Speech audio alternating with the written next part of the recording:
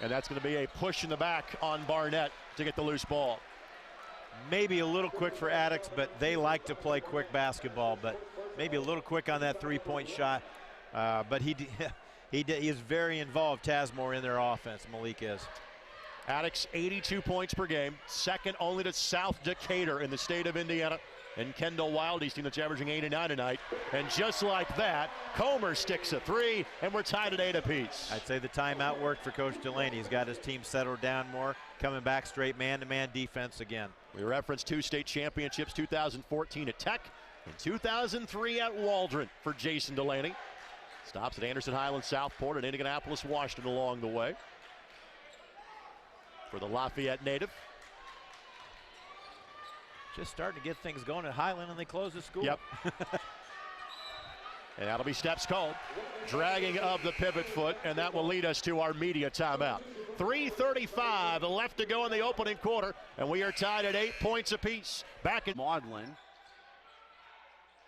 thought about the three, got 3 free throws last time. Those post passes aren't good. They're going to get the foul this time on Sykes, as he knocked over Buckley with the post pass. That's his first, team's 4th. So again, Lomax, Chicamba, Shurig, Buckley, and Maudlin on the floor for Covenant. And we got a quick timeout here, 30 seconds. Left quickly. Underneath, they got an open shot, won't go. A lot of close shots tonight, Ron. Yeah, both teams, you know, right. You contribute that to nerves and also good defensive play right there, as you see. Laker picks up the foul on that. You know, they're South Dearborn, if Laker's in there, they're going to probably go to get him in, you know, try to get him in foul trouble. You know, he's got that height, but he's... This is Willoughby at the free throw line for South Dearborn. Munchell goes out, and coming into the game is Carter Tegg for Rushville. Second free throw is good. Work it down low, and Ross missed the short jumper inside. Here comes Long. Back outside to Jackson. They lost the ball, and it passes deflected. Beautiful dish off, and the basket underneath by Tristan Ross off the fine pass by Jamison Dunham. Dunham's an unselfish player. He showed that. You know, when you approach a good scorer like Dunham, you make a decision. Victor Young just muscled his way inside and put it up and in. Do you want to try to slow him down, take him out of his game, or do you want to play him straight up and try to shut the other 4 guys down? So far, Pendleton has really emphasized they never have given Dunham room to breathe.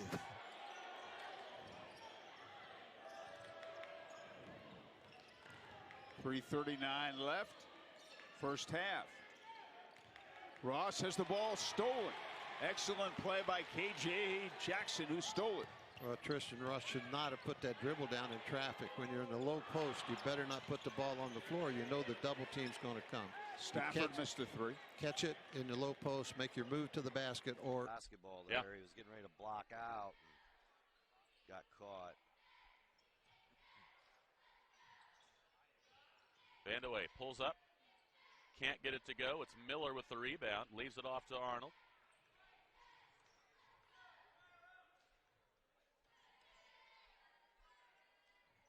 Shock on the right side with 3:45 left. Dangerous pass. Stutzman's able to come up with it.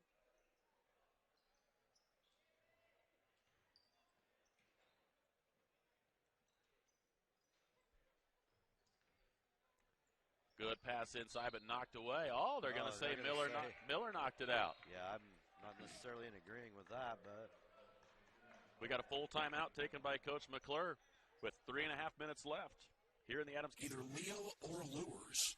Those two teams will play in our next game right here on SummitCitySports.com as we get a foul on the other end. Joe Reedy was the one who got fouled, and he'll go to the line.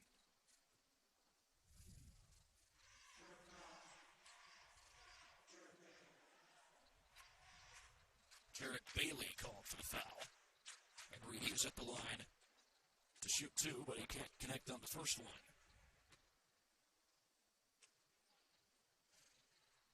course, this Garrett sectional will continue on here on Friday. 0 for 2 goes Reedy. And Angola versus Concordia in the first game. Angola got the bye in the first round, while Concordia knocked off Bishop Dwenger. That was last night. We had that one right here on Summit City Sports. Feed to the baseline. Boffman trying to get inside. Feeds it back outside, and the 3 ball is no good. And snagging the rebound was Reedy. Of course, the winner of this game will face the winner of Leo versus Lures in that game right after Concordia versus Angola. And it's stolen away by Brodnix. Here he comes down the floor, and he's called for a double dribble. Christian Kummer on that foul. That's his first, team's 4th of the half. As Van Gordon has another open look at the corner. Off the front of the rim long, but rebound by Windling as he puts it back in for 2. Southwestern 22, Jacksonville 16. Nope. Nobody boxed him out on the weak side, and typically the ball is going to be long on a 3-point basket. Absolutely. As Brandon Baber showing off his post moves there with a little drop step, gets the basket and the contact, and he will look to complete the 3-point play to see if we can't cut into this lead a little more here in the first half.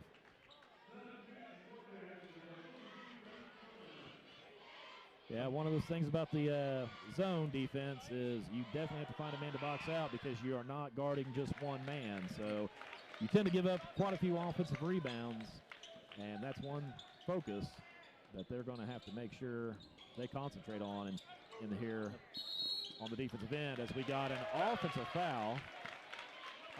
I believe that foul that's going to be on Windling. Have came in together. I'm not sure, but here come the Knights. Terry knows what he's doing. Trailing by 2 points. Yeah, that was an official timeout last time to get Shackelford off. He's down there with a towel on his face. He's getting treated from the trainer. Knights ball. Yeah, again, getting a man inside open and laying it up and in. Finally got one to drop. Yeah. South Dearborn. That was Reese Willoughby. 4 points for that young man from South Dearborn. Here's Brushfield on a long shot miss. Nice a rebound by the Lions. Yeah, you get your own offensive rebound, you better score. Shot from out by Rushville, miss. Fight for the basketball. Whistle sounds. Yeah, they're calling Munchell on that, and I like Munchell. He shot the ball, knew he came right in right there, and he's the one who shot that shot, knew it was going to be off. Came in to try to get his own rebound and got the foul called on him. That's his second. Here comes South Dearborn with the ball. Kobe Tiki is dribbling it around. South Dearborn's got to be feeling pretty good. A full-point lead, first time in a while. Now they turn it over. Rushville just hasn't been able to capitalize. Here Ooh, come nice the move. Lions. Oh, nice move by number 11, Cameron Munchell. Yeah, that was a beautiful move there from Munchell. Real nice play. Oh, quickly down court, up and in by Shackelford. That was a foul. That's what I thought. I don't think it was a foul when he was on the way to the basketball. Yep. It's Rushville ball. Comes out to Evans. Hurries toward the basket. Walks a couple of. Looking for 8. Nope, tried the assist route and ended up having it stolen away. At the other end, Tibbs got it. First lead for Cathedral at 16-14. Both teams with 4 turnovers. McMahon not waiting for the last shot. Couldn't get it to go. And Togg the rebound. Ooh, and managed to avoid the giveaway. And now Tressler will back it up, and the Irish will look to make it 1. This one as good as we expected to get started. Quick 6-point lead for Addicts, but even since then, Tressler in the tall trees got fouled, and he'll shoot 2. Nice possession there by Cathedral. Tressler did a really good job of breaking the defense down. Got past, and there he got the trip on the shot. I'm not sure he would have made the shot, but he didn't have to. He drew the foul. Tansmore gets the whistle. His first, team foul number 4. Trussler, 64% from the line this season. And gets the friendly roll. Cathedral as a team, 77% from the line. And they have the most free throws made of any team in the state of Indiana this year. They are tied for 4th in the state in terms of team free throw percentage. Attribute that to how quick they play. They draw a lot of fouls on teams not getting back on defense. McMahon flying down the floor, elevates in time, and could not get it to go. Cathedral enjoys their largest lead going to the first quarter break, 18-14. As that foul is called on Crawford, and Crawford now picks up his 3rd personal foul. And into the basketball game for the Charlestown Pirates. That is Austin Phillips, the senior. He reports in. And it's Kaufman back at the charity stripe. Kaufman puts up his first free throw. It is no good. And on the bonus, he misses it. And the ball lost out of bounds in there by Brown. And the ball will come back over to Silver Creek. 2:06 to go before halftime. 34-19 is our score. It is a 15-point Silver Creek lead. Shot in there by Kaufman, no good. Jacoby gets the rebound. Kaufman gets the rebound, fight for the rebound, and coming out of there with it is Caleb Brown. Brown almost loses the ball, but gets it up across the timeline. He goes underneath. Good pass underneath there to Phillips. Austin Phillips lays it up and in. Phillips with the basket. 34-21. And Cooper Jacoby just traveled with the basketball. It'll come back over to the Charlestown Pirates as reporting back in, that is Taylor Betts. Kaufman comes out as we've got 1:40 here to play before halftime. Grace into Davis. And Davis will bring the basketball up. Davis across the timeline, drives down, gives it up. Out it comes now to Brown. And Brown now will set things up over to Crace. Craig with the basketball. Crace steps back, three-pointer on the way. It's short, no good. Northern down with the rebound and running. He gets it down, loses the basketball, and the ball picked up in there by Phillips. Phillips now throws it out of bounds, and the ball will belong to Silver Creek underneath their own bucket. Fulbright misses the first one, but Lomax with the board. Hedrick thought about it, drove in, lost the basketball. It's going to go out of bounds to Howe. Nothing's going Covenant's way tonight so far, but they're only down 10. 3:13 to go. Thought about the long pass. Hedrick. They get it back to McQuay. Guarded by Flatt. Flatt's all over him. Flatt fell down. Almost pulled him down as Lomax goes quickly with the foul and one. Boy, what a interesting choice there by Sykes to try and foul him. But they're going to get the and one. You know, it's interesting that the official passed on the foul. I thought there was a foul there. I thought Flatt pulled him down, to be honest. Yeah, I did too. And he passed, and then the layup, and then they touched the touch foul. So, interesting. Not arguing. Just interesting. It is a difficult job as Lomax has a chance to cut it to 7. And a free throw goes down. 84% free throw shooter in the press. So far this game, I mean, they're 5 fouls and a half, and White's the only one with 2 fouls.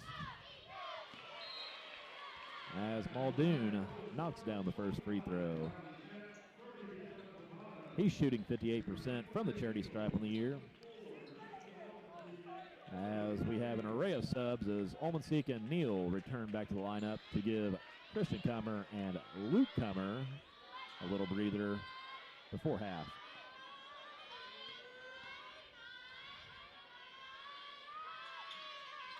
And second free throw is good.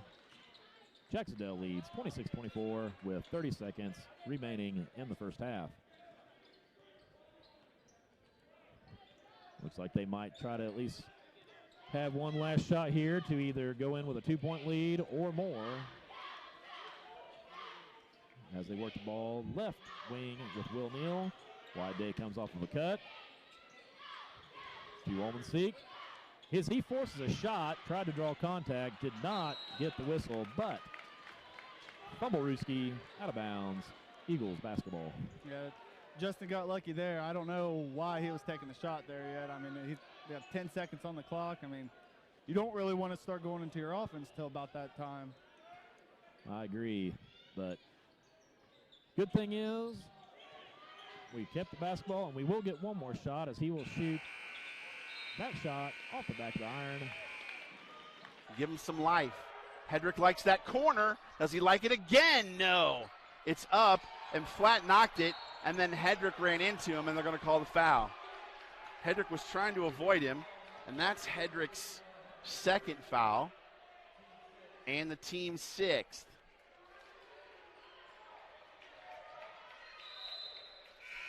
Looks like Schurig is going to check in for Hedrick. As they're still going to put pressure on them as Howe tries to inbound it in front of their own bench. They got caught. Sykes almost got caught by Maudlin. He got trapped now, almost traveled with it. And what are they going to call the foul on? What happened there? I was watching the pass.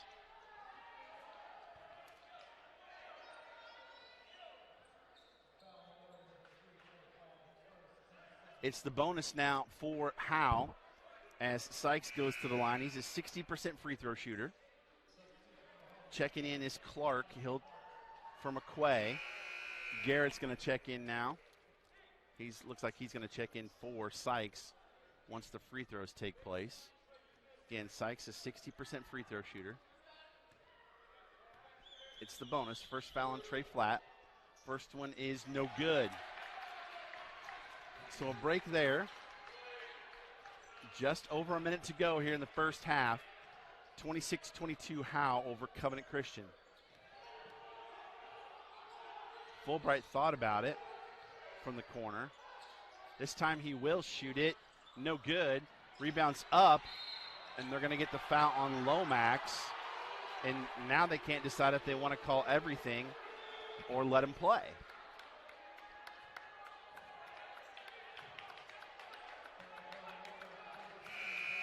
And that's the one thing as an athlete, you know this, Keith, and as a coach, you just want consistency. Yeah, and right now you got to stay in focus. You don't worry about what they're doing. You just got to do what you need to do. That is the first foul on Lomax. Free throw line. He's over the line. He was over the line before it went in, Murphy. Wow. So they lose the point. That is a tough play. You got to stay home. Well, you know why? He's only a 34% free throw shooter. Wow. So he was looking to get a rebound. And here we go again for Covenant. Only down 4. Lomax has been kind of a spark for them. Flat has it. In the corner, Fulbright's going to drive. He's going to stop, pop. Didn't get it to go down, but sure it came up with the board somehow. In the corner, Flat thought about it. Now he's going to pull up. Long three. Comes down. Schurig with the reaching from behind. It looked like it was all ball, but now they're calling everything, so that's his second.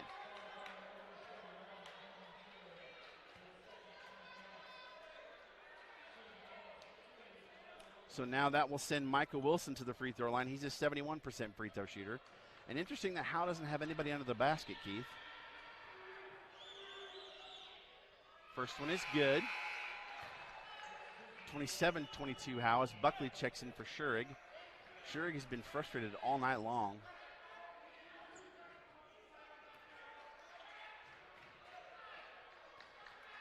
.8 to go on the clock. Misses the second. Fulbright comes down with it. Maudlin looks to the sideline to see what they want to run. Flat, top of the key. Can't get it to go. They just can't get shots to fall, Keith. And what do they call? What do they call there? Whoa, they call it a late foul on. Didn't see who that was on. That's on Henry. It's on Quincy Henry, his first. And Flat's gonna. Is it a shooting foul or is it one in the bonus? I couldn't see what that was. They're saying 1 and 1, so must have happened after the shot. and Trey misses it. 9 seconds. Got to make your free throws. Kicked it down low to Garrett. Going to kick it out. Henry for 3, no good. And your halftime score here from Cecina Memorial High School. Thomas to break down, but cutting onto the basketball. 6th Attucks turnover. Well, give Mo a nice little prop on that too. He came to really jump the ball screen really hard and hedge it. And McMahon, as he saw him, I think he kind of tried to pull back and caused the turnover.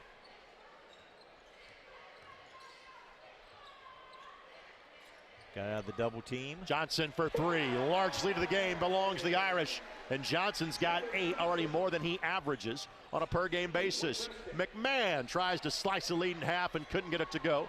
He's got 10 points, but he's yet to make a 3. He's also slipped at the other end, which leads to a 5-on-4. And eventually out of there with it is Attucks. Great read to find McMahon at the other end, who lays it up and in.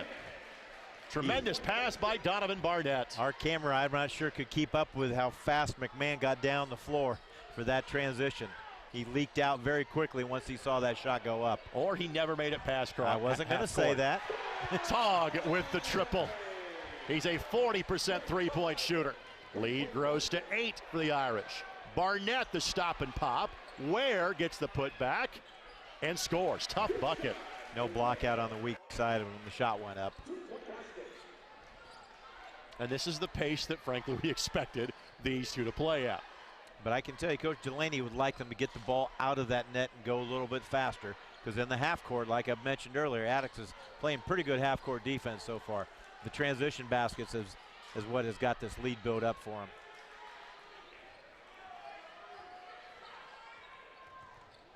Johnson again. Good again. Heat check. Heat check. 37% three-point shooter. He's made 3. The lead grows to 9. And he is a junior. Only Tog of their leading 8 scorers is a senior. Tog and Trussler, the 2 main seniors for him. Trussler not a scorer. Hall steps into a 3 and can't get it to go. Mohead inside position to help pick up the rebound. 4v1, Comer scores, 11-point game. Nice look, transition. Zoom, zoom, zoom, I would say, is their best offense. Right now the difference is 3s are falling for the Irish. They're not for the Tigers. Crispus Attucks does have a couple of them. Cathedral's got more, an 11-point lead. Carson. Yep. Cathedral thought he had picked him clean. Official says no. Out of bounds to Attucks.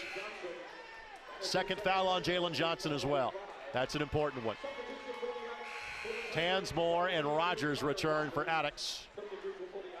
Johnson will exit with those 2 fouls for Cathedral. Again, 15 foul, no free throws. A very well played first half. Yeah, I was going to say that was not a very well executed out of bounds play. Attucks just was off time-wise, screens weren't set, and Cathedral made them pay for it with a turnover. 7th Attucks giveaway. In double overtime when these two got together at Tech in late January for the city final. Tip pass, Tansmore hustling back, takes it away, and scores. Best play of the game so far by Malik Tansmore. A nice read on the steal. He actually didn't cause the steal, but he picked up the ball. He gets credited with it. It's the energy Attucks needs here to try to finish with a flourish. Brady gets the friendly bounce. A 36% three-point shooter. McMahon's got to be careful. Jump ball, and it'll be Cathedral basketball. Got very casual there, Greg. He just got casual with the ball, not like Sincere McMahon to have a turnover very often like that. As a team, Attucks 13 turnovers a game. They're sitting at 8 right now. A little perspiration on the ball. Dennis Schinderly asks for a towel. It gives Jason Lanning a chance to politic just a little bit. No, not Coach Delaney. Not any coach in general. I think they'll wait for the last shot if at all possible. Trussler took it last in the first quarter with 5 seconds to go.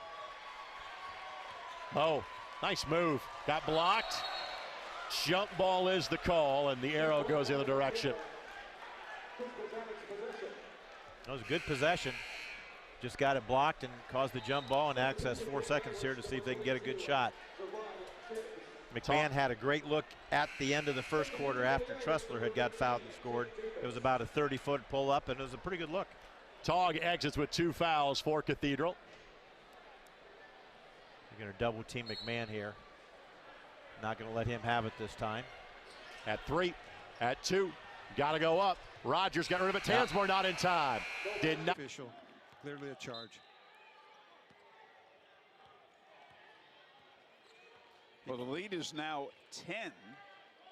At the pace of this game, Howard, a 10-point lead is really a nice lead. And Victor Young with a beautiful follow to the missed KJ Jackson shot. 19. This game was tied at 23, and look what's happened. Timeout. We'll pause for these words on the high school basketball game of the week on TV 40. Boffman feeds it over. Pull up 3. No good.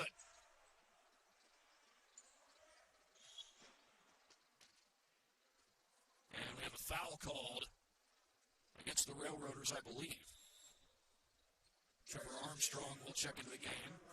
Foul, by the way, was called on Boffman, and that is his 4th. He is dangerously close to fouling out. That's the reason for the substitution. 2-3 zone by the Railroaders. And inside to Reedy. He makes his move. Tough shot. Got it.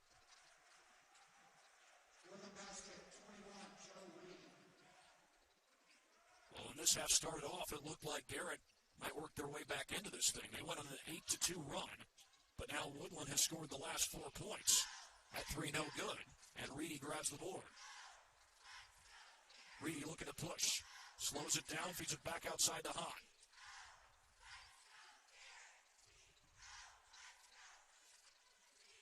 Thinking about the 3, that ball's knocked out of bounds. Last touched. To go, Poling with the rebound. Knocked out to Vorel there in the corner, and they get it off to Yergler. So Brayson will bring it down, quickly down in the corner to Brown. Brown to Yergler on the baseline, back to Brown. He thought about it. Boy, nice footwork there. Timeout taken by Coach McClure. He realized Brown was in a bad way in that corner. 5:27 left here in the third. We'll be back right after this on Whitman. Pass comes into Marcus Rabb, R-A-A-B is how it does win. Missed shot by South Dearborn. Evans with the rebound for Rushville. And I tell you what, Hoffman there towards to try to get that rebound, about took one of his guys' head There's off. a turnover on the line. Did he step on the out? Yeah, it looked like he stepped on the outside. On the line. Okay. Yeah. Here is Shackelford for South Dearborn with the ball. 23, a turnaround jumper won't go for the Knights. Yeah, these and misses. Rushville with the basketball. Yeah, these misses from within 10 feet are killing both teams. But, you know, if they both would have, I mean, it's even on that, too. Oh, He drives the baseline, scores, collides with a player. Yeah. Went in there, look at that. I mean, just, yeah, you got the foul on the that. basket. Foul on Willoughby of South Dearborn. I think it was on Daly, I think. Oh, I think that's what Larry said. Stevens comes in for South Dearborn, and Daly will go out. At the line is Lyon. Made the shot, was fouled, and it is Logan Grady. Misses the free throw. Now both teams misses the 30-27, yes. On a two-point play. 3-point three-point play. lead for Rushville. South Dearborn. Well, that can evaporate in a second. You know that. 3 points ain't nothing. Oh, I thought he was going to go there. Shackelford. There's South Dearborn. Shackelford with the ball. Works it over to Stevens. Driving the baseline, putting it up, missing. Whistle stops the play. For good, but he gets his own rebound, and DeArmond makes good on the second attempt. 29-26 Spartans with 5:10 left in the third quarter.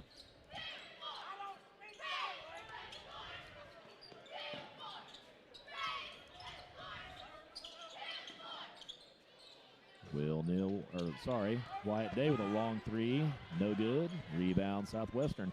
A.J. Southwestern doing a really good job of limiting Jacksonville's second chance point attempts. Absolutely. As Aiden Hartzell puts a big shot of adrenaline into the Southwestern crowd. Knocks down a three. They are up 6, 32-26 with 4:35 left in the third quarter. Cam Gill fires a three, and he makes good on that three-point attempt, cutting the lead back to 3 for the Spartans. Maybe since Cam's seen one fall, his shots will start falling a little more tonight too. That would be nice to see as Van Gordon matches to put the lead back to 6, 35-29. And Jack Day is going to call a 30-second time. Down with the basketball. After the timeout, bringing the basketball up is Brown. Brown works with it right now, down in the corner to West. West, nice drive, lays it up and in. Good drive in there by West. Three-pointer on the way this time, and it's missed in there by Hinton, but he gets his own rebound, drives down, gives it up to Jacoby. Jacoby's 15-footer from the baseline is good. 52-29, we play just over 5 minutes, third quarter action. Craig works with the basketball on the dribble, takes it in strong, lays it up, can't get that one to go, and Kaufman comes away with the rebound for the Silver Creek Dragons. Jacoby, three-pointer on the way. This one ribs up and goes over the backboard. Out of and scores. McQuay, Wilson, Henry, Sykes, and Murphy for Howe as Hedrick runs McQuay down as he was trying to get towards the basket. A little matchup zone here for Covenant Christian. I think this is a very important defensive stand here for Covenant Christian. Let's see what happens. Wilson has it. Again, McQuay's their leading scorer. He's only got 4, but he's in foul trouble. He had 3 in the first half. So they found other ways to score, as you see right now in the lane with Murphy. Wilson, a little floater, couldn't get it to go, but no blocking out for Covenant, and it goes back up and in.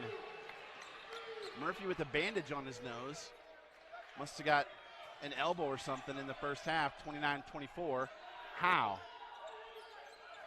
And that zone has really perplexed Covenant tonight, Keith. Yes. Now you just have to be very patient. Oh, wow. Almost got the and one. We'll see who that's on. We'll see if that's on Murphy. Boy, they are letting him play. That is on Murphy, his second. We'll see the two-pointer here by Howe. They both went after the basketball, and Henry was right there by himself for the board and put back. Nice little touch. Schurig will shoot 2. Schurig, a 68% free throw shooter on the season. He makes the first. Yeah, the key here is they got to get some stops early, does Covenant Christian, if they want to get things going. He makes both. His first 2 points of the night, Sean. It is, and the press back on for Covenant. Trying to force some turnovers. McQuay has it. He gets trapped. They got it in the middle. Oh, but luckily for them, Murphy was there to pick up the pieces. Threw it up, and Fulbright with the boards. Or the board, singular. Schurig almost lost it out of control. Skip pass over. Nothing doing for Flat. Quick defense for Howe. They're fast. Maudlin inside. Kicks it out. They're working it around, looking for a good shot. Maudlin, a little floater. Didn't know whether to go off the board or to shoot it straight in, and it cost him. Wilson coming down quickly. Kicks it out. Oh. I tell you what, I think he had an open lane. I thought he did too, but he tried to get it to Henry. And McQuay now trying to cross over Flat. Pushed off a little bit there. 3-point game. It's closest Covenant's been for a while. They actually scored the first basket of the game. And Schurig stole the ball. Covenant coming down. Trey Flat.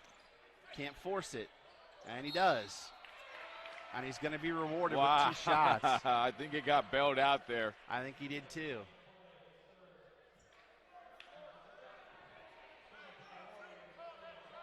That is on McQuay. That's McQuay. He should have 4 because we had him for 3 in the first half. Yeah. I do believe he has. They got that lead by 1. I figured that they would possibly, eat a lot of that clock. I don't know if these teams, the way they play, if they can play control ball or not. Right. I mean, they race around here, and they don't waste any time trying to get a shot away, and they say, clock why? I mean, right, yeah. What's the clock? I mean, well, both teams, have had the momentum, have lost it, had the momentum, lost. I mean, it's been so back and forth, and, if you have an opportunity, you're going to get that momentum, and now Rushville has 43.8 seconds to go in this third quarter to get Lions inbound, and wow, that's a held ball on the inbound play. Nice move by the South Dearborn player. Yeah, that's heads up right there. Although Rushville gets the ball. Right, the arrow in their favor, but. Well, that just sends a message. That's what that does. So the Lions will try once again to put the ball in play. And Logan Gritty is back in, number 21. Out to Teg. He's a 5'7" sophomore, a guard for the Lions. Back to Gritty. Yeah, now they're trying a little bit of control ball. Yeah, but trying to at least. Yeah, they're giving it an effort. Pressure them. And Teg momentarily bobbled the ball, but no call. And here is Grady slipping and falling as he heads toward the basket. Whistle stops the play. This one down, Rabe.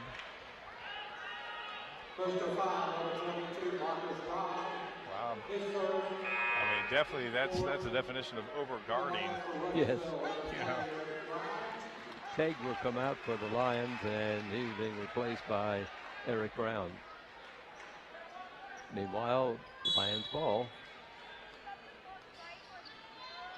15 seconds. Evans has it for Rushville.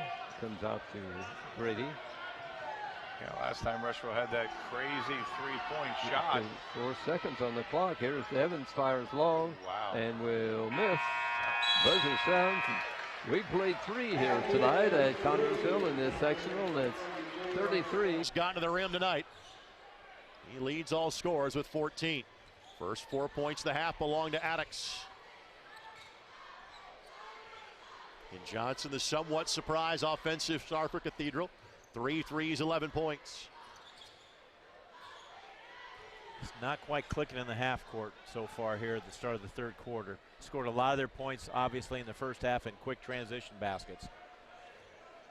Defensive intensity wasn't lax for Addix at any point in the first half, but it's picked up even greater in quarter number 3. Not the shot Coach Delaney wanted from that standpoint on that possession, at least. Down 4-zip here in the third quarter. Nice. The slip, Tansmore the bucket, and a timeout coming for Cathedral.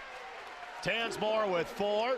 Again, we'll wait to see if this is a full or a 30. Certainly appears to be a 30-second timeout. Basketball game. That's Brody Wagers, number 44. He's a junior. He's in for Charlestown. Crawford comes out with the 3 personal fouls. Second free throw up and no good as well.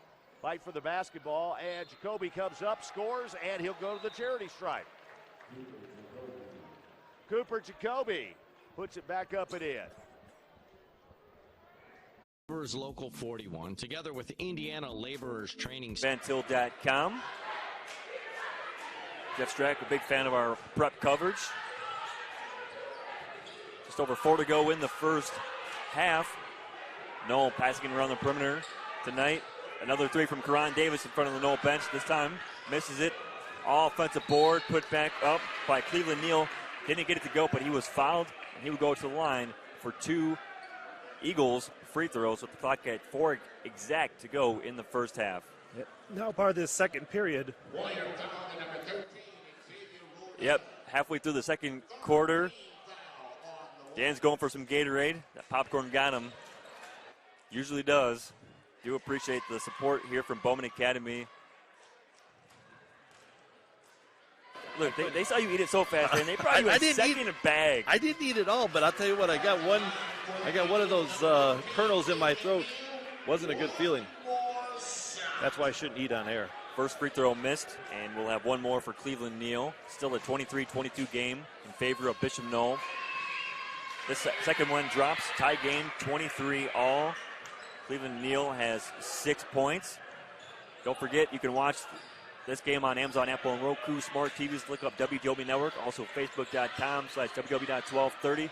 Sam Michael has a crew out tonight at East Chicago Central. Matt Maloney with him at 6 o'clock. Highland and East Chicago Central. Reardon cuts it to the basket, off the pass. He wanted an and one. Doesn't get it, but he does get the back.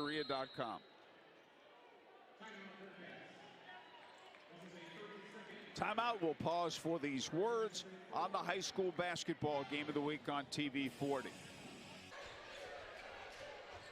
And they got to get out of that corner. That's exactly where Addix wants to have the ball. Brady. Tough shot. Better rebound by McMahon. He averages 4 of those a game. Splits defenders. Finds Tansmore. 3 in the corner. Yes.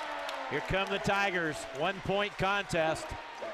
It might be a 2-timeout run for Jason Delaney, because that's how well Addix is playing right now.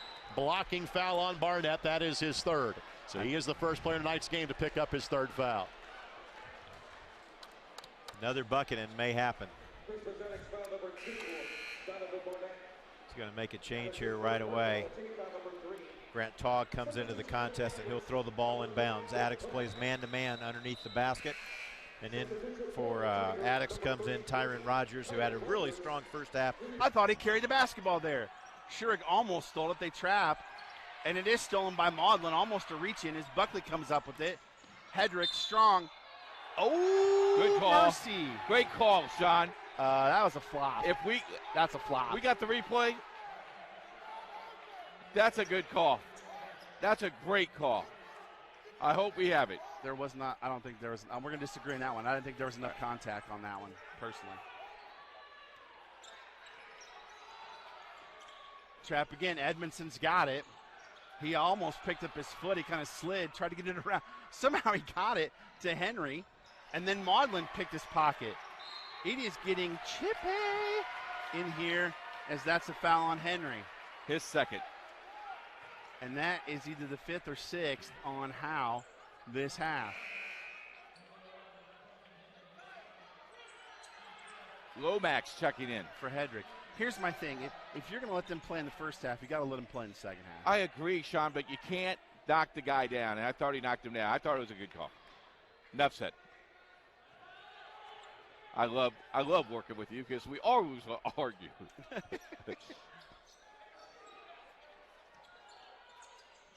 Maudlin's played really well this half. Kick out to Lomax. Back to flat. They're trying to get it inside. Buckley, nice look from Buckley to Maudlin. Making the right pass. It's a 6-point lead for Covenant. Towards the end of the 3rd quarter here. The pressure has really caused problems for Howe this second half. Edmondson for a 3. No good. Lomax down with the rebound. And what a reach-in foul, a reach-in grab there by Clark. Takes it away from Buckley and scores.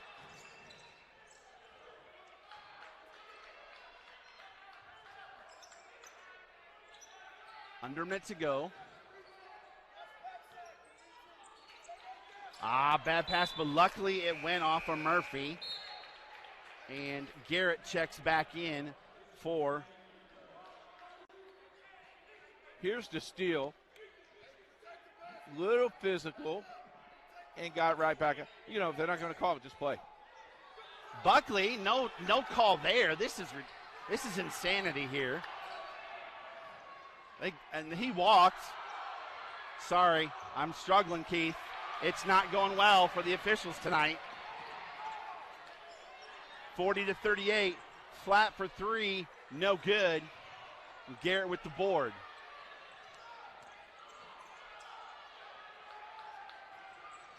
Buckley got it. Coming around, going to go up strong. He got fouled, and they finally called that one on Clark.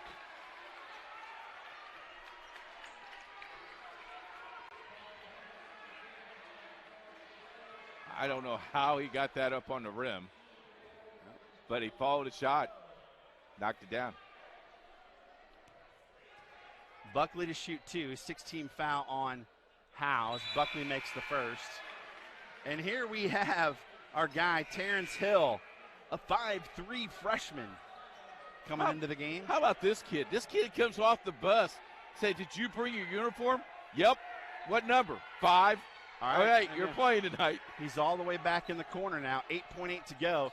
He must be a shooter as Buckley's getting ready to shoot his second one. Makes both. 8 seconds to go. Trying to get a shot off. In the corner. Too strong, Garrett, and it didn't get it off in time. At the end of 3 quarters of play, 42-30. This is the longest I've seen somebody hold a basketball other than a semi-state game.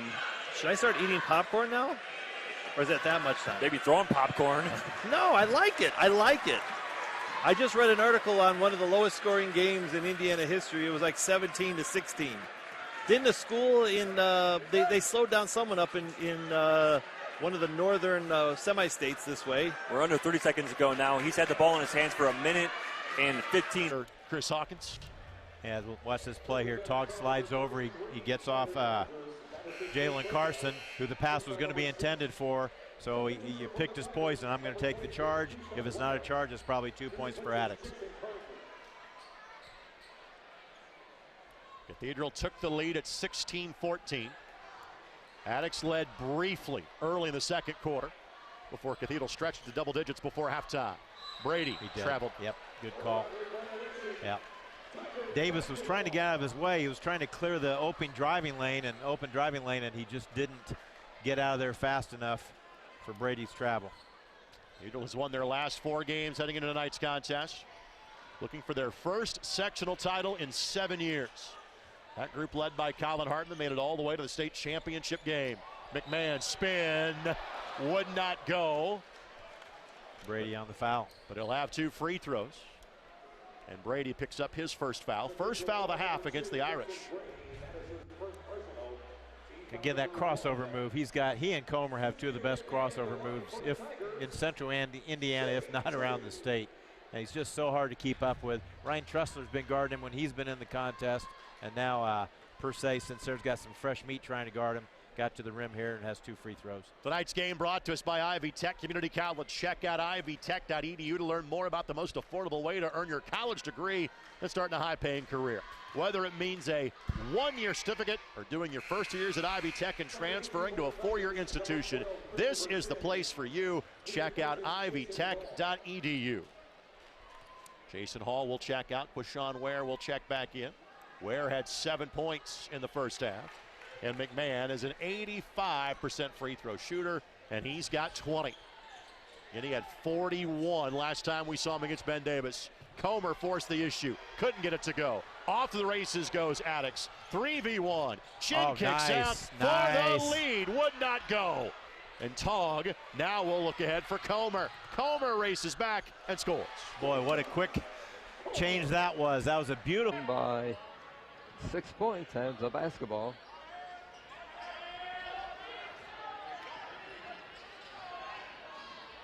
Again, now they're up 6. Who's that? They're going to be on Willoughby. Number 23, right, Reese Willoughby. Yeah, he looked at the guy in stripes like, what are you talking about? Of course, all kids do that, I think. To the free throw line for Rushville will be Eric Brown. You know, we've talked about the importance of free throws. We're going to see it tonight. Makes that one for the Lions. Pulls them within 5 points.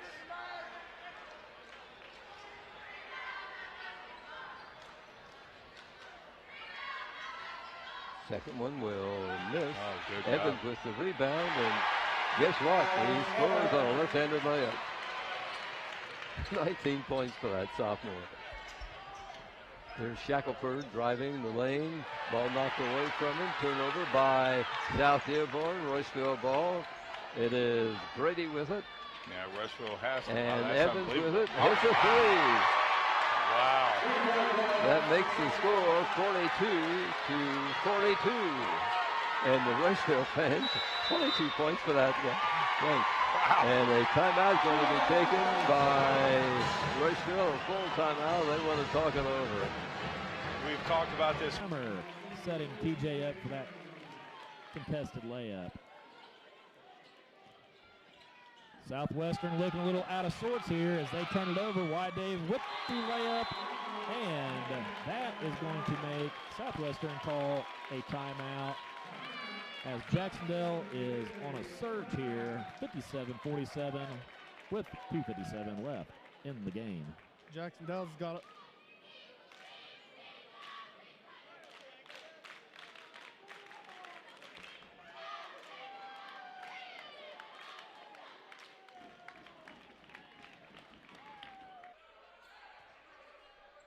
Buckley with one on the bonus. First one is up and good. 43-40. He's got 3 off from the foul line.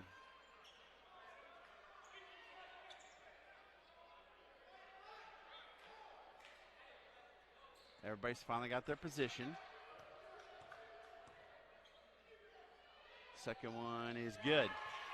For a while there, it looked like Covenant was going to roll away with this, but House hung tough, Keith. Yes, they have. Got to play defense down this order. Wilson got it down low to Garrett. They tried to pass it in. Chikamba came up with it. Out to Maudlin. He almost lost it.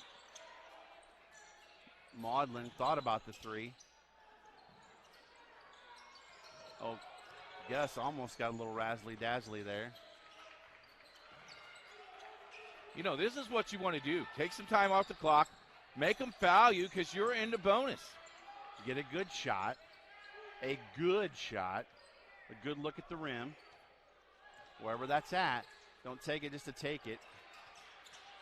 Chikamba almost got fouled. And a lot of contact there driving into the lane. But they are taking their time. 4-point lead. Buckley thought about it, tried to get it down to Fulbright, did. Got tipped as Fulbright tried to get it out to Chikamba. Wilson now got blocked, and boy, wow, that was crazy because it looked like Murphy went right over the top of Chikamba, and they gave him the board, and they knocked the guy down out the door on the opposite side. That's 12 for Murphy. Wow, it looked like Murphy just went completely over the top there. He's a photographer. As Schurig checks in, you got Schurig, Hedrick, Maudlin, Buckley, and Fulbright. Timeout, Covenant Christian will keep it here. And what we have an update on the other game. Ball control, we talked about that as one of the key to the games. Shot from the side, misses for Rushville, and rebounding Shackelford for South Dearborn crashes into a player, and they're going to call a block. Yeah, that's going to go on Munchell. That's his 4th. We'll see what we got going on here. Yeah, at the free throw line will be Alex Shackelford, number 1 for South Dearborn. Oh no, that wasn't on Munchell. Oh, wasn't it? No, that was on Brown. Okay. Yeah, I was wrong on that. Here's Shackelford at the line. Shot is up. He got it. 47, 44, 14 points for that South Dearborn boy. 48 seconds on the clock. Evans will not tie it for the Lions. Misses on the shot, but a Rushville rebound and putting up and in for the Lions, Eric Brown. Timeout called. Score is South Dearborn 47 and Rushville 46. 8 points for the shooter. Look at this pass right here. I mean, that was behind his back, behind his head. I mean, it was beautiful. We need to maybe show that one more time. That was a beautiful. I think Wyatt Day to the line, which is Jacksonville's best free throw shooter at 92%. Getting down to crunch time, you got to hit your free throws here. this could win or lose Jacksonville the game. Day rolls it out, and rebound goes to Christian DeArmond of Southwestern. Wendling brings the ball up. Right wing to Anik Hartzell. Stays on the right wing with Aiden Hartzell. And we got a foul on the floor. And once again, Southwestern will go to the line for their last one-on-one before they shoot 2 the rest of the game. That foul was on Luke Cummer, his second of the game, team's 9th. Aiden Hartzell, a 66% shooter for the season. Gets the first one to roll over the front of the rim. 57-52 Jacksonville, 147 left here in the basketball game.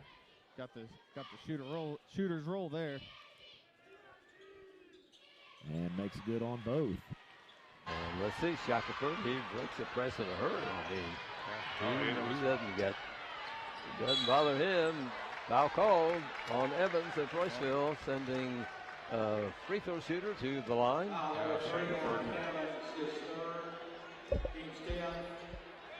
And it will be Alex Shackelford.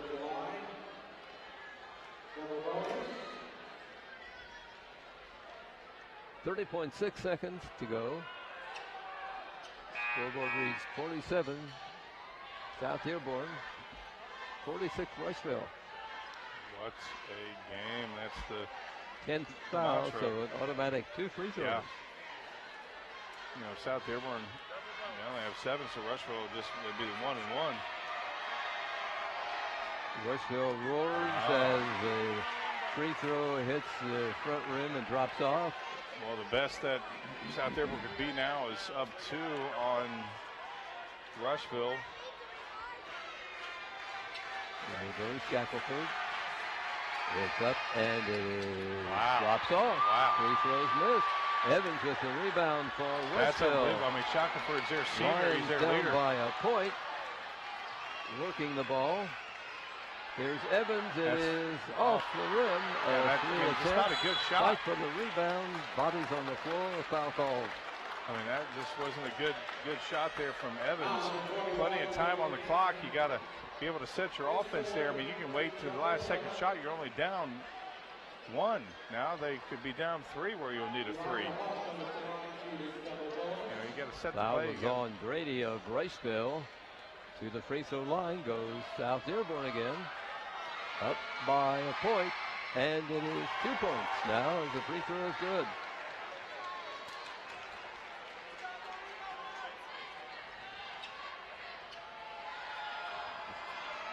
Second free throw is up and good.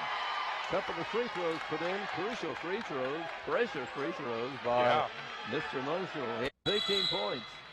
Timeout taken by the Royceville Lions. 11.7 seconds on the clock.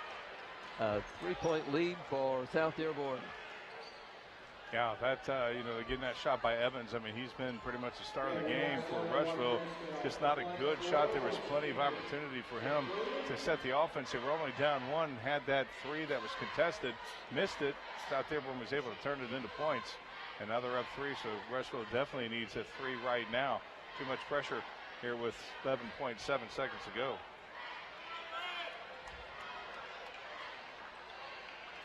What a game, though, Fran. My goodness. Oh, absolutely. I mean, an exciting ball game for the fans. We hope you guys watching on TV have enjoyed it. Yeah, this is unbelievable. You know, we got to pick a star of the game, and you got to wonder, you know. Well, I don't know if we're going to go by points or what. I mean, that's your job. Yeah, that's my job. I'm assigning you star of the game. Yeah, if Rushville wins, it's Alec Evans for sure, and then you got to go with Willoughby, but Shackelford's play here in this second half is great ball handler. I'm impressed by this young guy. Well, Willoughby's been playing. Willoughby's been playing good. You know, here as well. I mean, he's got 18 points, and well, Rushville needs a 3. Yeah, they do. Will they get it? We'll know here in a second or two. Munchell will inbound. It goes to steal by South Dearborn. And a foul is called on the Lions. Yeah, not a good Rushville. Fouls on Evans of Rushville. You almost was going to walk right there, and just again, not good passes at all. The nerves. Here's Shackelford, number 1 for South Dearborn, at the free throw line. He's missed a couple tonight. Free throw good. Their lead is 4. 8.7 seconds on the clock.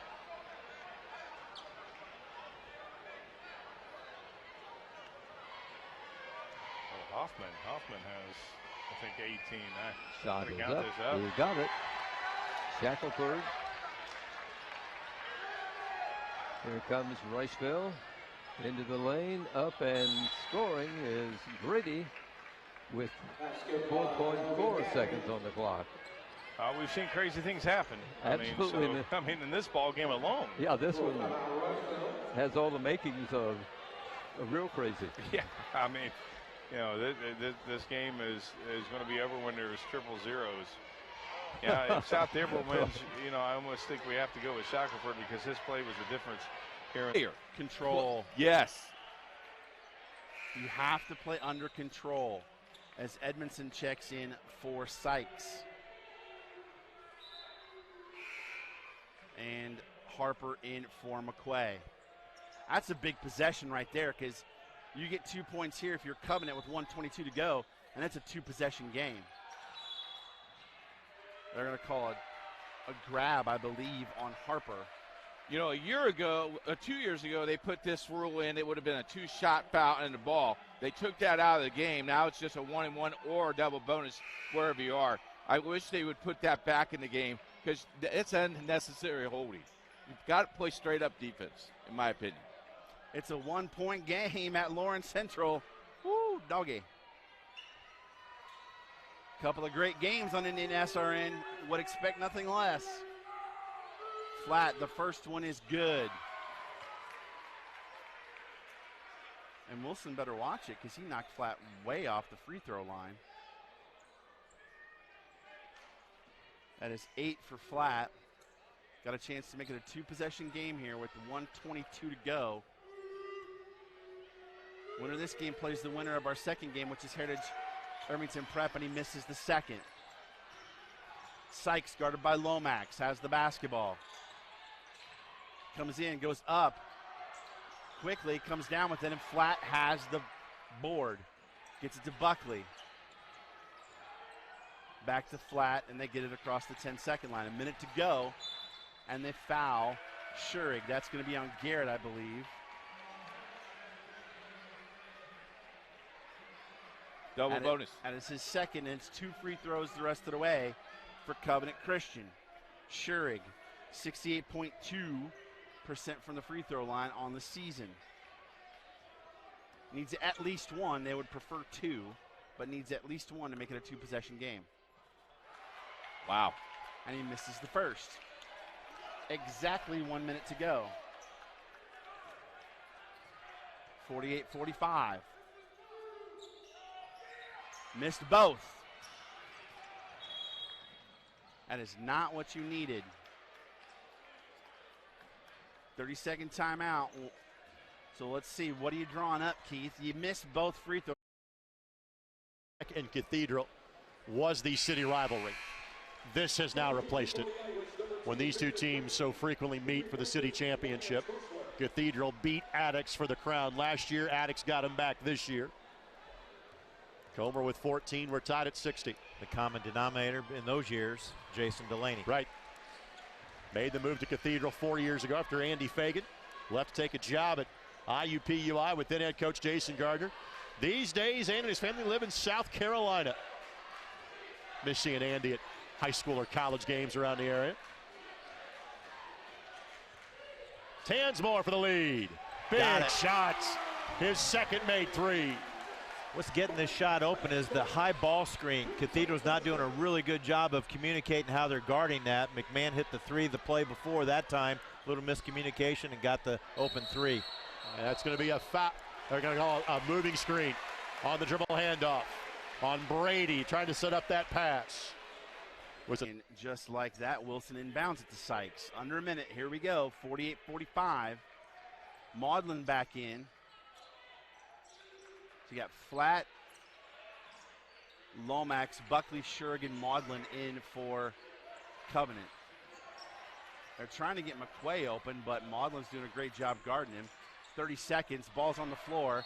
Garrett has it, and they're going to call a reach-in foul on Flat as he was going for a loose ball. That's not a bad foul. Not a bad foul at all.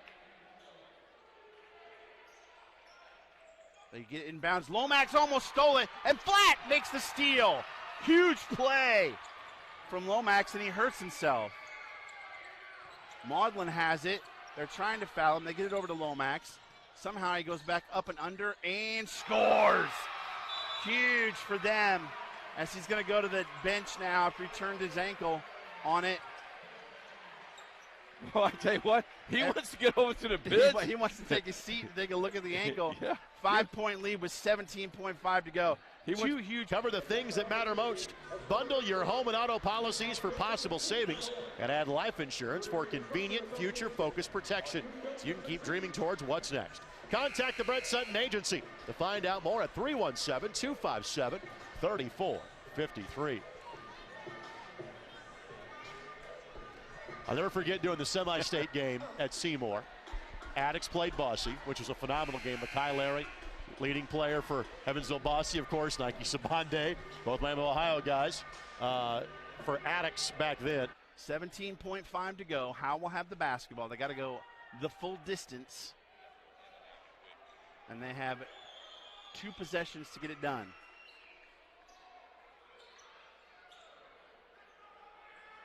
We'll take a quick break between games because they're ready to go. So don't expect much of a post game. We can get you stats during game 2 at some point during game 2, the final stats. But we just want to get the final of this game in as they're getting pressure in. As they get it to Wilson, to Sykes. McQuay goes in, and that's not what you needed. Fulbright went straight up, but got the body. McQuay scored, and he gets 1, and that's a 3-point game with 11.5 to go. And he's going to get an earful from Coach Flat as Hedrick and Lomax check back in.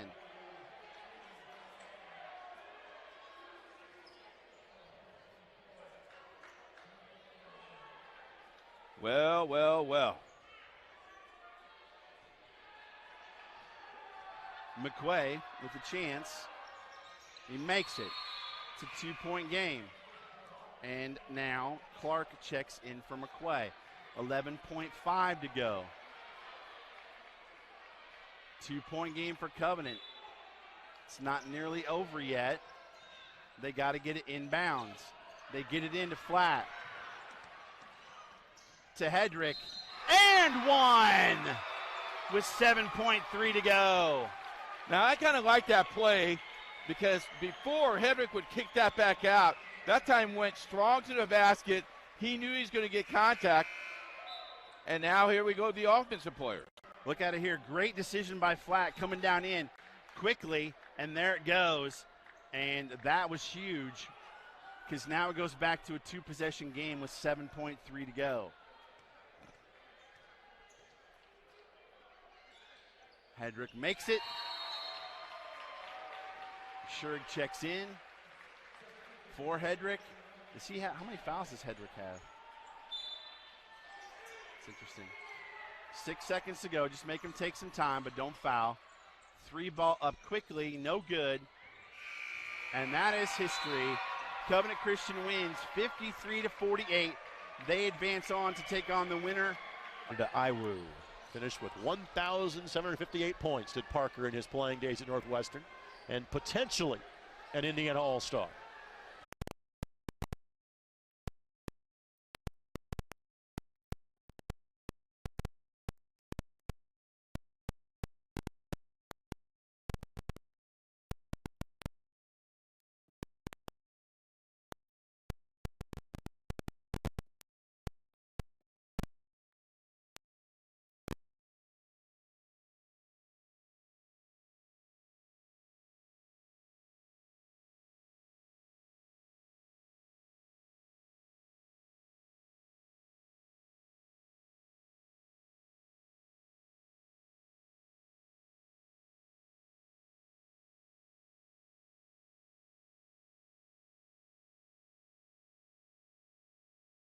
will exit. Tyron Rogers returns. 5 straight points for Cathedral. They seesaw back in front by a point. And there's still one more game left to play after this one. This has been worth the price of admission by its lonesome. This is not a JV contest before the marquee game, the varsity game. These are two great teams in their own right. This is a twin bill tonight. 2.5 to play. Comer, floater, no. And Carson eventually corrals it. And then that's going to be a tee up. Yep. Johnson, the foul and the technical. So foul 3 and foul 4, personal, technical. 7th team.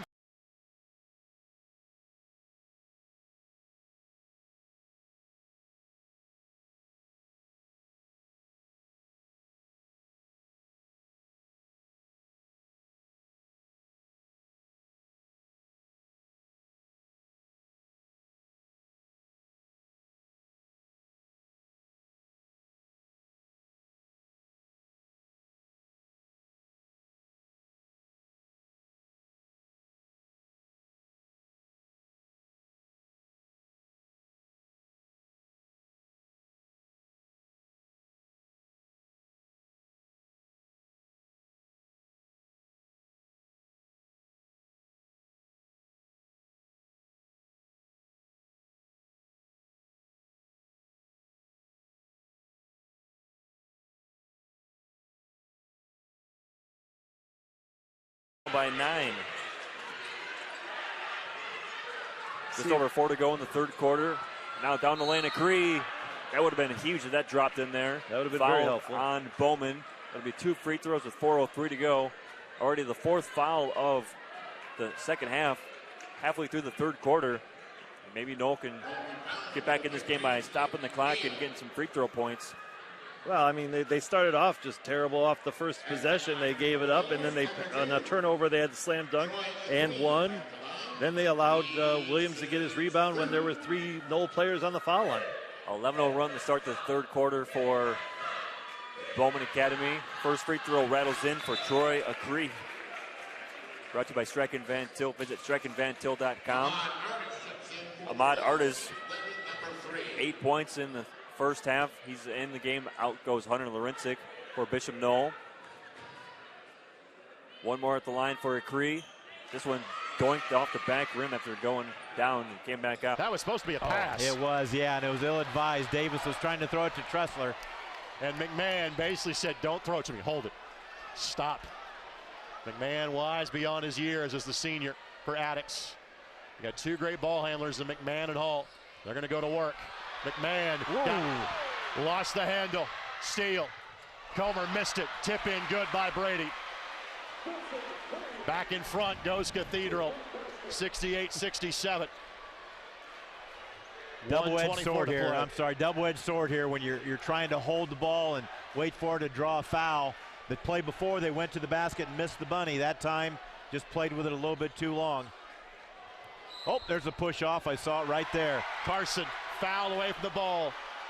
Carson picks up his 4th, and that should be free throws at the other end unless they'll call player control. Yeah, and we usually see the second part of what happens, but you can't quite see it at our angle because it happens so uncharacteristically. Carson, normally pretty good solid post-up player, just shoved him in the back, and that's what the foul was called on. Full court pickup by Attucks. Again, it's a 1-point lead for the Irish. Trying to avenge their loss in the city championship. Now let's see if they can hold on to this lead. Attucks did not. Cathedral also trying to end a streak of losing their sectional opener in each of the last 4 years. That happens sometimes with this good of a group. Under a minute to play. You've got the freshman in the deep left corner, Davis, who's had a great game, but this is a pretty big game for him, and Coach Delaney is going to call timeout and get his team set there. He wasn't happy necessarily what Tayshawn Comer was trying to get started on offense. Timeout called by Cathedral. We'll step aside. Back in a moment on ISC and MyIndy.TV. 5 to go in the third quarter for Bowman Academy on WJOB Network. You want to earn $10,000 for some enthusiasm for EC. That's what they need. They need something. They need a little bit of fire. They need to pick up the pace. Take the ball to the rim now. Somebody run a back door. Go to the rim. Dropped it off. Pearson fading. Had it partially blocked. And it was saved, but saved to Nick Steele of Highland. Steele now will take it across the timeline for the Trojans. Finds his senior point guard, RC. He's got Cotton right in his hip pocket. Steele off the curl, forced it up with a push shot and a rebound down to James Morgan. Had a good look. Morgan to the corner for Pearson. Pearson, an out-of-control runner that sits down off the rim. Pearson's giving him some good minutes off the bench. Lead for Cathedral this back and forth game. Attucks took their first lead of the half at 60-59 after they trailed by as many as 12. Trussler with the catch. Ball poked away. Strike for the loose ball. Somehow out of there with it. Still a mad scramble. Oh, wow. And now Attucks has an open lane. Barnett scores it. That was a 5-car pileup that Barnett came out of and got the bucket. And everybody's on their feet here in the last 25 seconds. Cathedral does have a couple of timeouts if they choose to use it. They trail by a point. Ball bobbled. Fight for it. A jump ball, and the arrow points to the Irish. So jump ball, Cathedral maintains possession with 16 seconds left to go. The three officials will converge. I think the options are either timeout Cathedral or jump ball. I think it's going to be a jump ball, alternate possession, like you said. Yes, that's going to be the call, at least from my vantage point. You know, the spacing right now, everyone's trying to make a play, and you give Attucks a chance to trap you right now, that's trouble. Timeout Cathedral. We'll step aside for a final time in regulation. 16 seconds left to play. Irish trail by 1 on ISC and My Indy TV. So there's Cleveland Neal, first name, last name, and Darian Cleveland. You got Reardon up with a shot, 3-point missed, offensive rebound for Bishop Knoll. Now they're going to set up their plays. Rolled in, faked the three in the right corner. Black rolling, Acree. He has plenty of space. Three was missed badly, was wide of the square, and it's right back to Bowman Academy. Jesse Walker feeds a hot pass in the lane to Jacques Williams. Far side, Cleveland Neal, three. Buries it.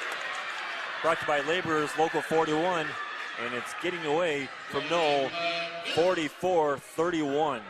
Yeah, we talked about it at halftime. You know, Knoll was doing okay because they were keeping up with the three-pointers outside, and they were getting some offensive rebound. They haven't hit anything so far here in the second half. A Curry turnaround bank shot, missed it. Out on a break. Here comes Karan Davis. Slide step to the basket, scores it. I'm still trying to figure out all the dancing. They came back to bite him. A look at Chris Hawkins on the sidelines for Crispus Attucks. He's got 2 timeouts to use in case he wants to. 16 seconds left to play. 69-68, Attucks with the lead.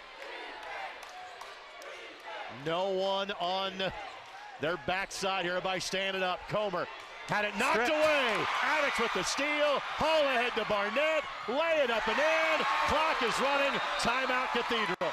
Cathedral got a timeout with 2 seconds left to play. But the turnover, the bucket, Attucks leads by 3. Great job of trapping and the steal. I mean, Attucks just played that perfectly. 17th Cathedral turnover. Let's take a look. Comer comes around off the ball screen, starts to slide, pulls through, and tries to step through move. Great hands there by Donovan Barnett. The guy that got the bucket is the guy that made the steal. Races back. He becomes the 3rd Attucks player in double figures with 10. And now it is a 3-point game. They have put an additional second back on the clock. They have put 3.2 on the clock.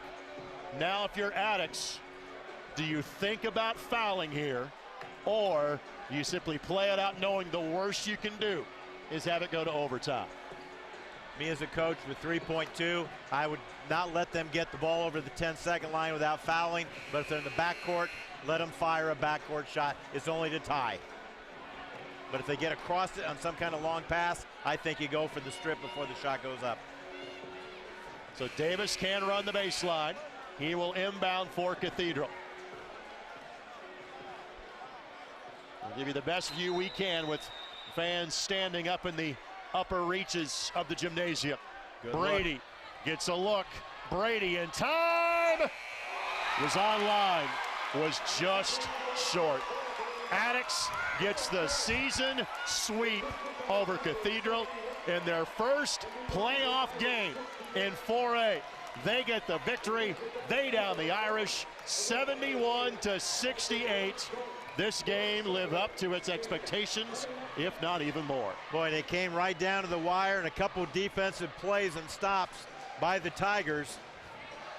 Boy, it was a lot of ifs in this game, but the ifs that happened were in Attucks' favor. Attucks finds a way. They survive and advance, to use the popular phrase this time of year. 71-68, they down Cathedral. Post-game show comes your way next here on ISC and My Indy TV.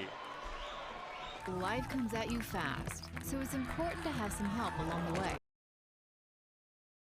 Experience You First banking at People's Bank. It's our pledge to always put March 4th, the 2020 high school boys basketball coverage on the voice and face of the region. Presented by Purdue Northwest, Big Cell, NECA IBEW Powering America, and Community Healthcare System. Well, the player of the game presented by Community Healthcare System. After this one is over, we're in the NECA IBEW Powering America broadcast booth. Thanks for joining us. Tough quarter for Bishop Knoll. 3 points in the third quarter. So it's going to head off the top of the backboard. Head to the overhang. Bishop Knoll had a 2-point lead at half, 30-28, and now they're down by 15 points going to the fourth quarter. Yeah, I think those two early turnovers and the injury to Reardon really stunned Knoll for a little while. Bowman kept on putting it onto him. This is why you have it.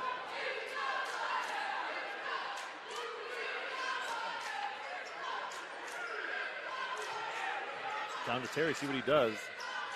Karan Davis missed a shot, gets his own board, a lot of contact. He's going to the line for 2 Strecken Van Til free throws. A lot of talking down there. Not much you can talk about if you're Knoll. The referees in the stands don't like that call. So at the free throw line, brought to you by Strecken Van Til, will be Karan Davis. Big night for Karan Davis. 17 points so far, make it 18 with that first made free throw. 49-33, Bowman Academy. A lot of time still. A lot of time, like we talked about yesterday with Clark in 21st Century. There's still time, but they got to get hot. Second free throw made by Davis, makes it 50-33. 7:20 on the clock as the inbound play comes to Jack Reardon. Another turnover by Bishop Knoll. That's not going to help the cause. Now Davis on a breakout to the basket, fouled, and he would go to the line for 2 free throws with 7:07 to go. He was going for an acrobatic layup, fouled late by Bishop Knoll. And I think Fegan thought he got all ball on that one.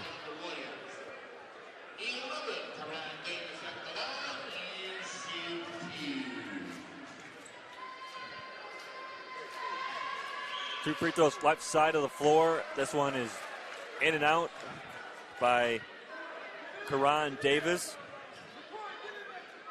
So far, Davis, the leading candidate for player of the game and for playing mean guitar. Yes.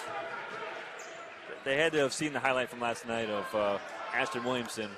51-33. 18-point game after he makes 1 and 2 at the Strecken Van Til free throw line. But the other way, here are some Purdue Northwest Big Cell fast break points. Willie Fegan, he's got the deuce that time. Now we got it fouled the other way on Bishop Knoll. Fouls mounting up for both teams. Well, I mean, if you put the right players up there for Bowman, that might be work to your advantage there.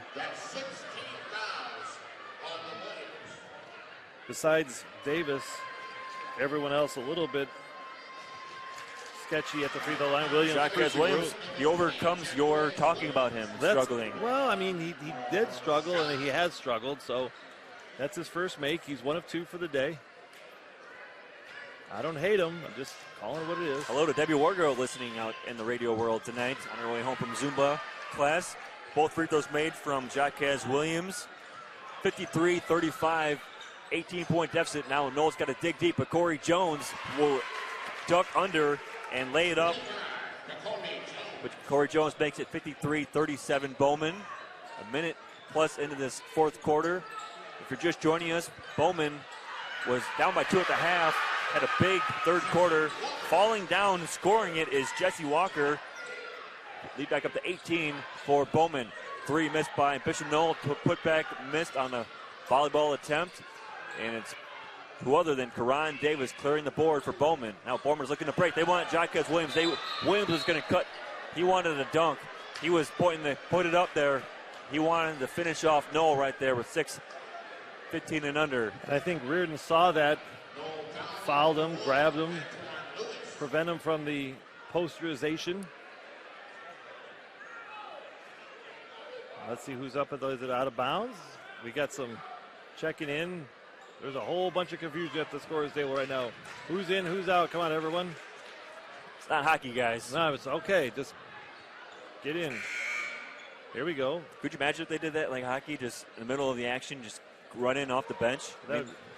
It'd be interesting. It'd be more difficult than it already is for me. Hey, we're having fun tonight. We got all of our rosters set. There are no mystery players yet. Yeah, we had a couple of mystery players yesterday. Hate to have that. Bowman back with it, slowing down the pace. Now they got an isolation play for Karan Davis. Backing out a much shorter defender. Turnaround, missed the shot, tipped out though.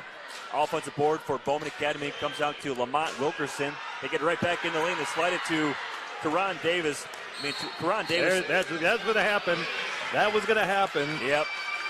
No. All up in the grill. And now we got a technical foul on Bishop Knoll. And that was just a matter of time. What are we clapping for? Why are we clapping, everybody? What are we clapping for? It's just a matter of time. I mean, Davis got to understand. Hey, look, man, you're up by 20. You don't need to be playing a guitar in someone's face. You don't need to be doing any of that. Go on to the next round. Otherwise, you get 2 technicals. I'm just going to spin my case right here. All right. Double technical foul is a cop-out. I agree with you. You give the first guy a technical foul, the guy retaliates, second one, double tech, you're out. You know, just it's a cop-out, the double technical foul. It's the worst rule in basketball. You're never going to hear one of the worst rules. You're never going to hear a complaint about me. You know, you saw the technical foul on the first guy, mouthing off the referee and talk trash. Then you go around and you get back up in the guy's face. You should be out of the game. Right side free throw line, Hunter Lorencic's going to shoot a free throw. That's why, Ryan, I talked about it. I don't like the whole guitar playing. And I mean, get it, you're kids and you want to have fun. But I will tell you. Play Guitar Hero in the basement with your friends, okay? You're going to play Guitar Hero. If you went to go play on the playground Guitar Hero, you wouldn't be playing the Guitar Hero. You'd be playing the asphalt on the ground because that's where they'd put you. So that's what I'm going to say. Wait. It's a double technical. So there shouldn't be free throws. Well, there was a foul. There was a foul, and then they clapped. So then they got the free throws. I believe there was a foul called, and then there was a technical foul, and then another technical foul. So Karan Davis is going to the free throw line left side. Streck and Van Til free throws coming here in the fourth quarter. Karan Davis makes it. He's got another one to come. And you don't like to see this. You've got fans now interacting with the coaches of Bowman. And the Bowman coaches are talking to the fans, and that's just going to irritate something even further. So it's going to have to settle down here a little bit. We're going to get a timeout taken here by 5:49 to go in the fourth quarter. 58-39 Bowman. Back in a moment here. Timeout's brought to you by Smith's. We've got our first replacement of the game. As coming out, that'll be Braden Jenkins. He comes out and coming into the basketball game for the first time. We'll pick that number up for you here in just a minute. Wetzel works with it out front, and he gives it up to Kellums. It's Riley Schneider into the basketball game, number 20 for North Harrison for the first time. Where's number 20? And he handles the ball right now.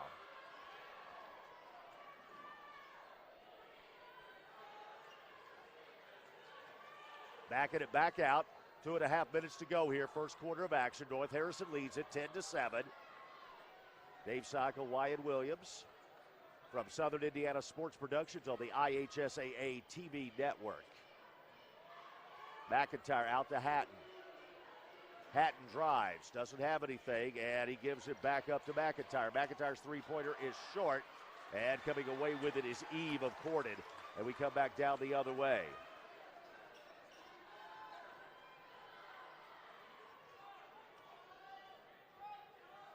Wessel with the basketball out front. He gives it to Martin. Martin drives. He gives it up to Eve, and it comes back out to Kaiser.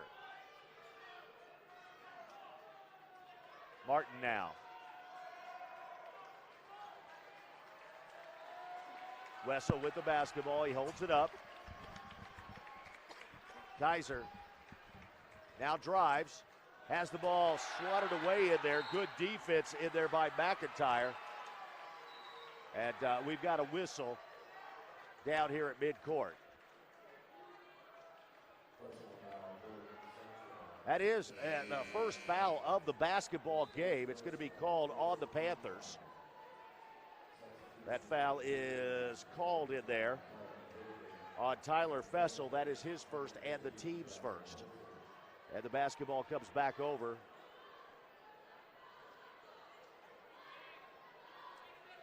Holton, a 6-foot junior, number 15. Jaeger Holton, he reports in for the Corden Panthers, number 15. Nice move in there by Wetzel, and Wetzel lays it up and in. Sawyer Wetzel with the nice move. He makes it a 12-7 basketball game. Weber, number 21 for the Panthers, brings it down. Works with it out front. He gives it up to Kaiser. Over to Holton. Holton gives it up to Wessel. Wessel works with it out front. Down under 50 seconds now. Weber, he's going to let the three go. And what do we got? We got something away from the shot. It looks like it's going to be called on Corden as North Harrison will have the basketball.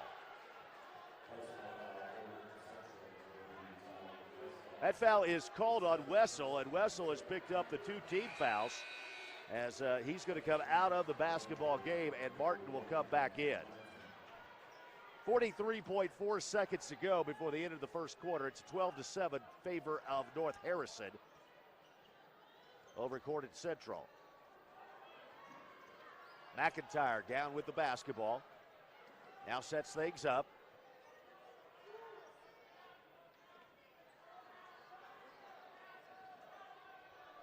Also into the basketball game for the first time, that's Colin Higdon.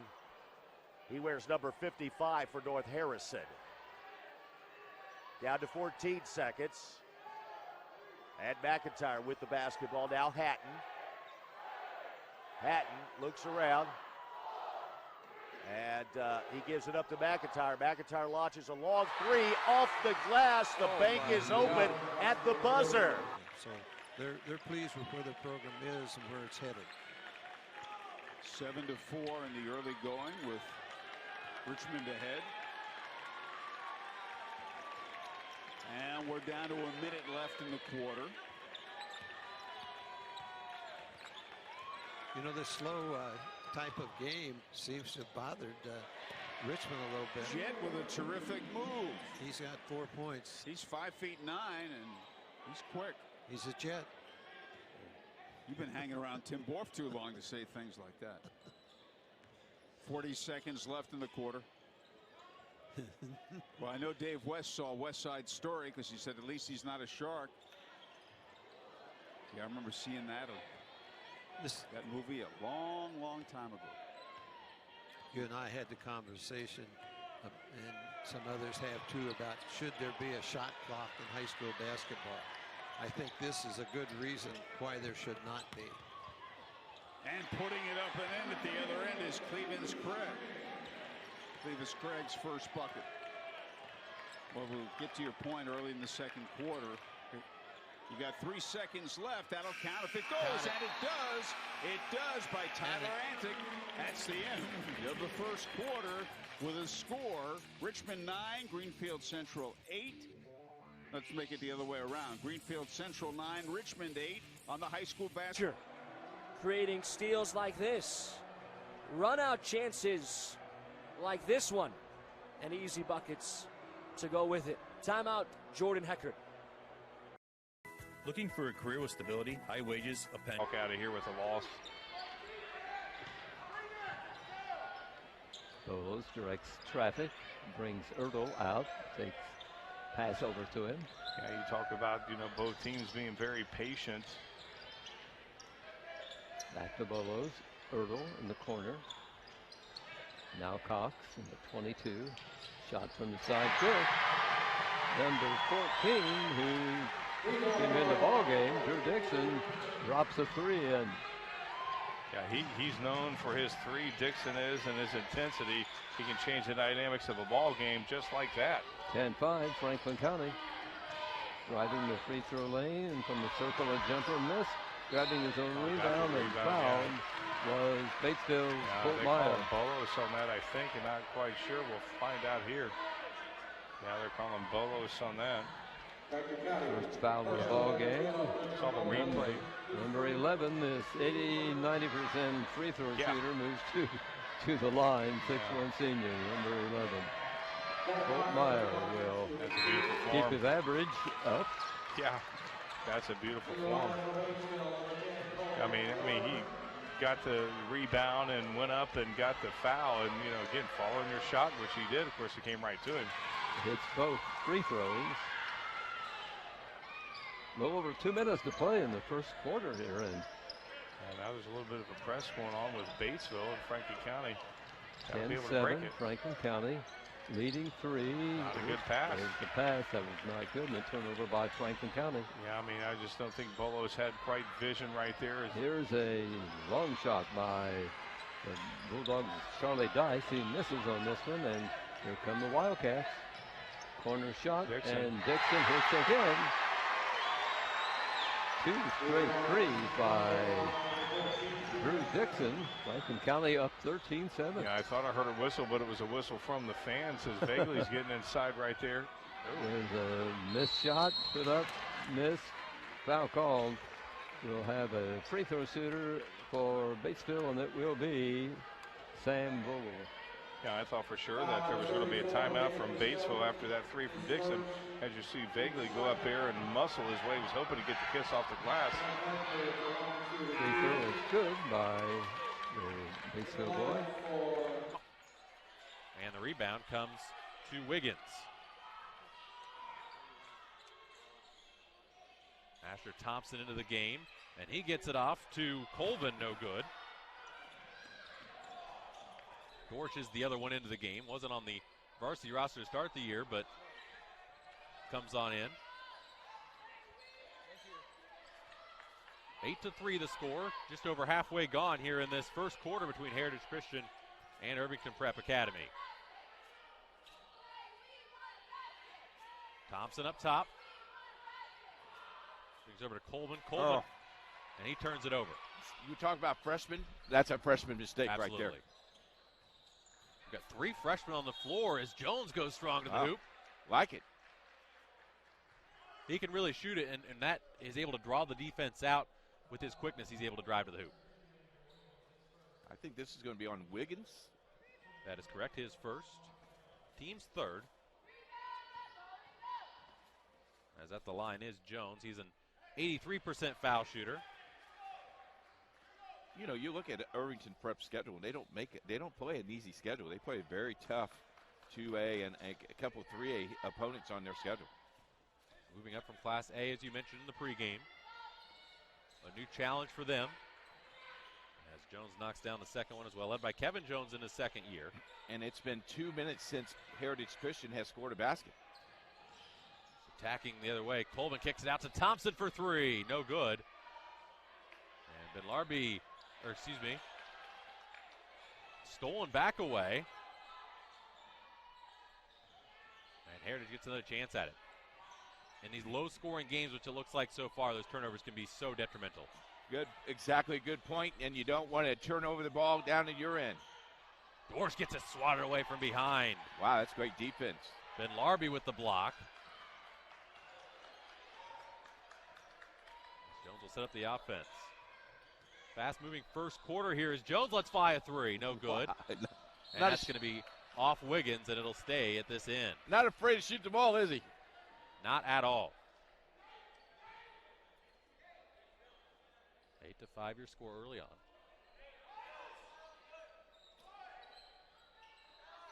As Ben Larby off the inbound knocks down the mid-range jumper. And now this has been a 7-0 run. I was going to say a quick 7-0 run. Thompson to Colvin, back to Thompson. Tries to find his man in the corner, but it's coming the other way. In football, and their color commentator, we met them on their radio broadcast, was Lamar Lundy. Member of the fearsome foursome, a man who played in the NFL for many years. There's a nice move by Ty Harris. I remember meeting Lamar that day and how friendly he was. He hit on some terrific Ram teams. At the other end, Mundell. And he'll go to the line, fouled in the act. Nice use of the shot fake there. Mundell drove the basketball, come to a jump stop at the block, did the little shot fake, defense left their feet, goes up and gets fouled. This is the Andy Moore Truck Center at their new location, 1601 South High School Road, 42 service bays, a large parts inventory, lease and rental, new and used trucks in Volvo and Ford. The Andy Moore Truck Center. GM Mark Plagman, sales manager Andy Janer. Mark Plagman's grandson Henry Hessen, the fine quarterback at Avon High School, also a baseball player, as is Andy Janer's son. Mundell hits 1 out of 2 there at the line. He's 68% on the year, and the team is only 64 for Greenfield. 40 on this sectional last night. But Dwinger's a team that plays at a fast pace, and they just might have a pretty good team coming back next year. You know, guys like Brendan Lytle and Xavier Nolan, both being juniors. The track record that Matt Kostoff has coaching over at Dwenger. He's had a very good career over there. Meanwhile, here at Garrett, Leo with the 17-point lead over Lures and looking for more. We do have a lot of basketball to be played, though. Keep in mind, high screen set by Troyer. They look for the lob to him. They find him. Throws it off the backboard. And did he step out of bounds, or do we have a foul? Well, this is going to be Lures' ball. They might be saying that the ball was thrown off the back of the backboard, which I believe that is automatically out of bounds. So I think that's the reason that this is Lures' ball. A lot of these 50-50 balls have been won by Leo as the Knights, or rather the Lions, go into the 2-3 zone. It's Leo versus Lures. My apologies if I get tongue-tied. Bad pass taken away and thrown right back in to Thompson. Thompson spinning around. A little bit short. Ripped away, but Allen comes up with it. Back the other way comes Davison. A little Euro step, and the left-hand layup goes. We're all getting a bit too aggressive going for the steal. And a ball outside here on the baseline for the Trojans to inbound it. Steele gets it in. Dangerous. RC, that was lucky that it.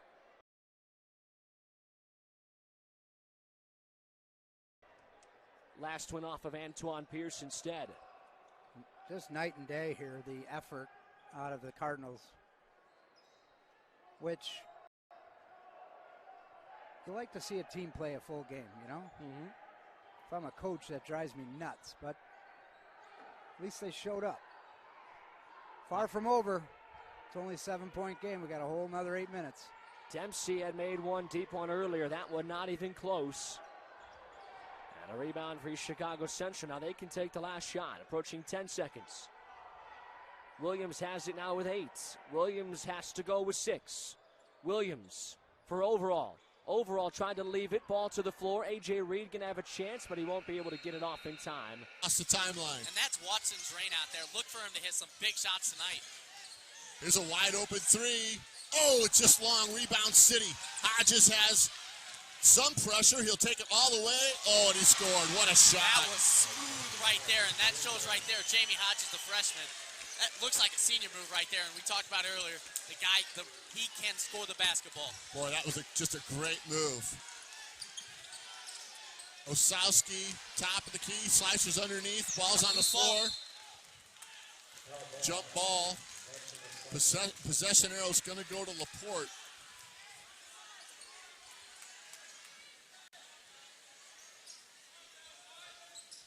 We'll try to track that tonight. Who gets that loose ball when it's on the floor? City just edged out Laporte. Oh, nice lob. Pass to Gresham. And we're going to get a foul underneath on Grant at large. He ran into the body of Tahari Watson. And, fouls are critical, Cole. You can't get these petty fouls and pull yourself out of this game. Laporte, especially for Laporte, they're not very deep at the big position. We have Mason Schroeder come off the bench, but besides that, Laporte doesn't have a big dressing. So if Laporte, unless they want to go 4 out, both Grants got to stay out of foul trouble tonight. Hodges at the baseline. He looks inside. They dump it in. Shot up and good by number 12, Bush. Evan Bush scores. He was just wide open right there. Ratcliffe, number 21. Now press being applied. Burlows and Earl finally get across the second line into front court. That scares me every time when there's a little bit of press. You only got 10 seconds. It may seem like it's a long time, but it's really not. There's Burlows. But Franklin County handled it very, very well. Along with Dixon. There's Burlows. Now Ertl will rim the three and off into the hands of Batesville. Bulldogs can take the lead. It's going to be. Whistle stops the play. Yeah, it's going to be on Dixon.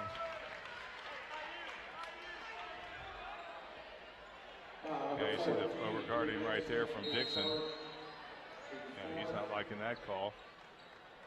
As Batesville. Timeout coming up right now.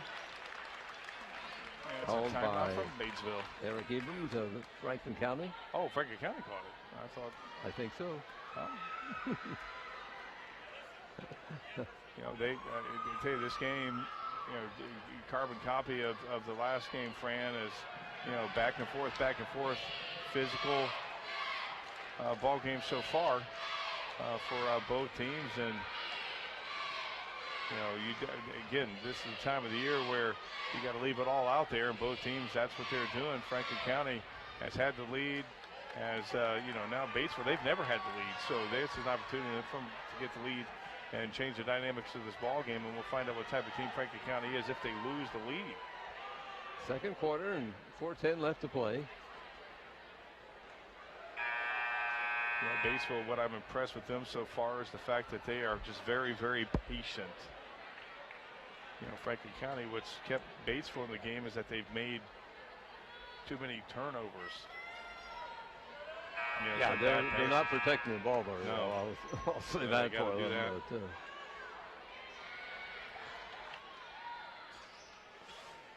Okay, here we go. It'll be Batesville inbounding under their basket.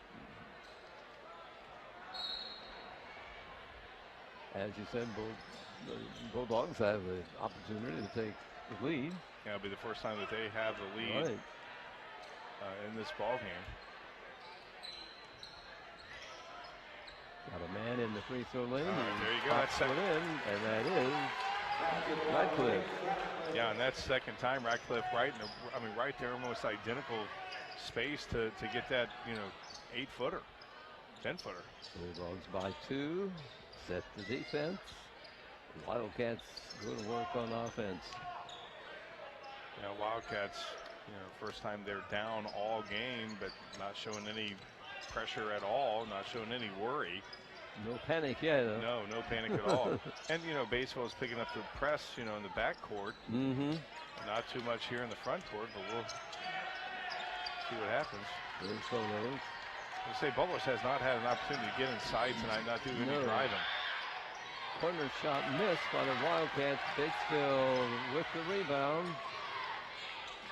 from the Bulldogs. Taken out by Radcliffe.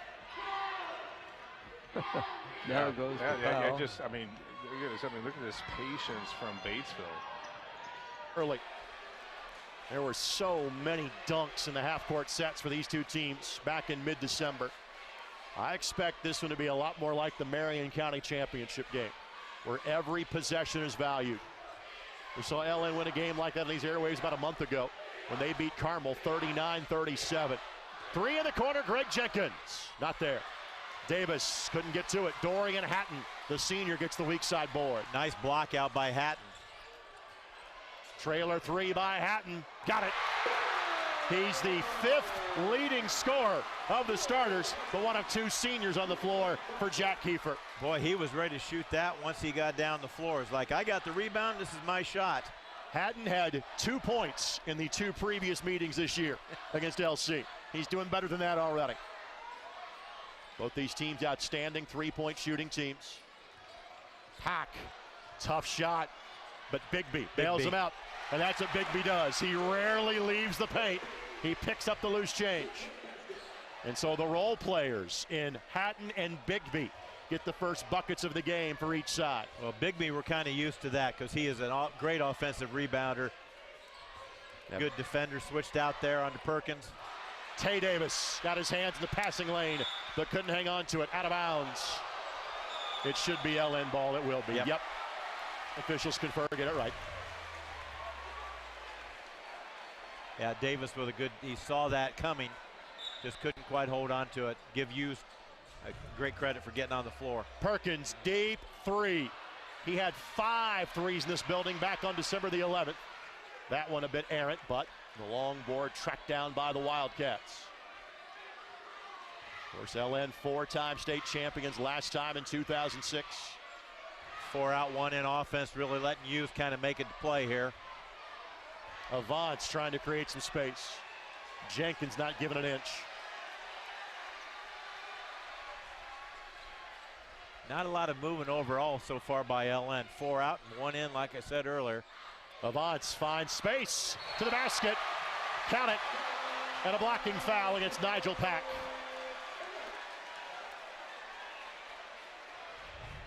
Are they going to say basket counts and or a block? Okay, yeah. Players started heading to the other end. Good basket and a blocking foul. A little confusion about the call, but we had it right the first time. Expecting contact, didn't get it, so that kind of threw him off. Here is Bolos in front court for the Wildcats. Driving down, and nice little layup put up and in by Lucas Stacy for the Wildcats. Well, they desperately needed that shot there from Stacy to go in. Here the Bulldogs on the attack with just seconds remaining in the first half of tonight's ball game. Set for the last shot. Oh, no doubt going for the last shot right here. They're up 27-0. 27. 27-0. 27-20. Yeah. Bulldogs ball. Like to add to that lead. Here's Meyer. Shoots long. Oh, misses one. And the rebound grabbed by the Wildcats, but a bunch of sound. And we have reached halftime here in this. Couldn't agree more. They've come here to play. Hodges, right side. They look underneath. Hodges will keep it. They're looking down low. City, very patient with the ball. Laporte in this 3-2 zone, they're bigs. 12 again for City. Bush missed the long three. Called a timeout. That was big right there. And smart, heady basketball right there by a 3-year starting Carson Crass. Yeah. Sam, so hopefully we got to get him better. Well, Bill and I must be good luck because we had Lawrence North girls basketball earlier this season. So when Bill and I work together, your team, 100% of the time, will go on to win the state title. I've done one game with Bill. Lawrence North won the 4A title last week. There's the putback. Colvin no good, but gets his own rebound and will get fouled. You know, this was a very good timeout by Irvington Prep. Settled his team down and see what they have. Coach Jones did a nice job of settling his kids down and played nice defense down at that end.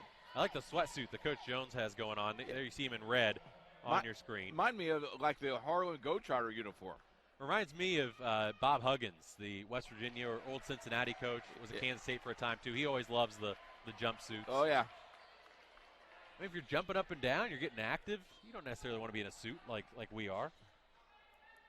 Well, be comfortable. I look good in a suit, though. I didn't say you didn't, but it's not great active wear. Okay, that's true. Back in my coaching day, this is what Mrs. Myers made me wear. Free throw's no good. And we're already down to 2.5 minutes left here in this first half. Low-scoring affair, 20-12.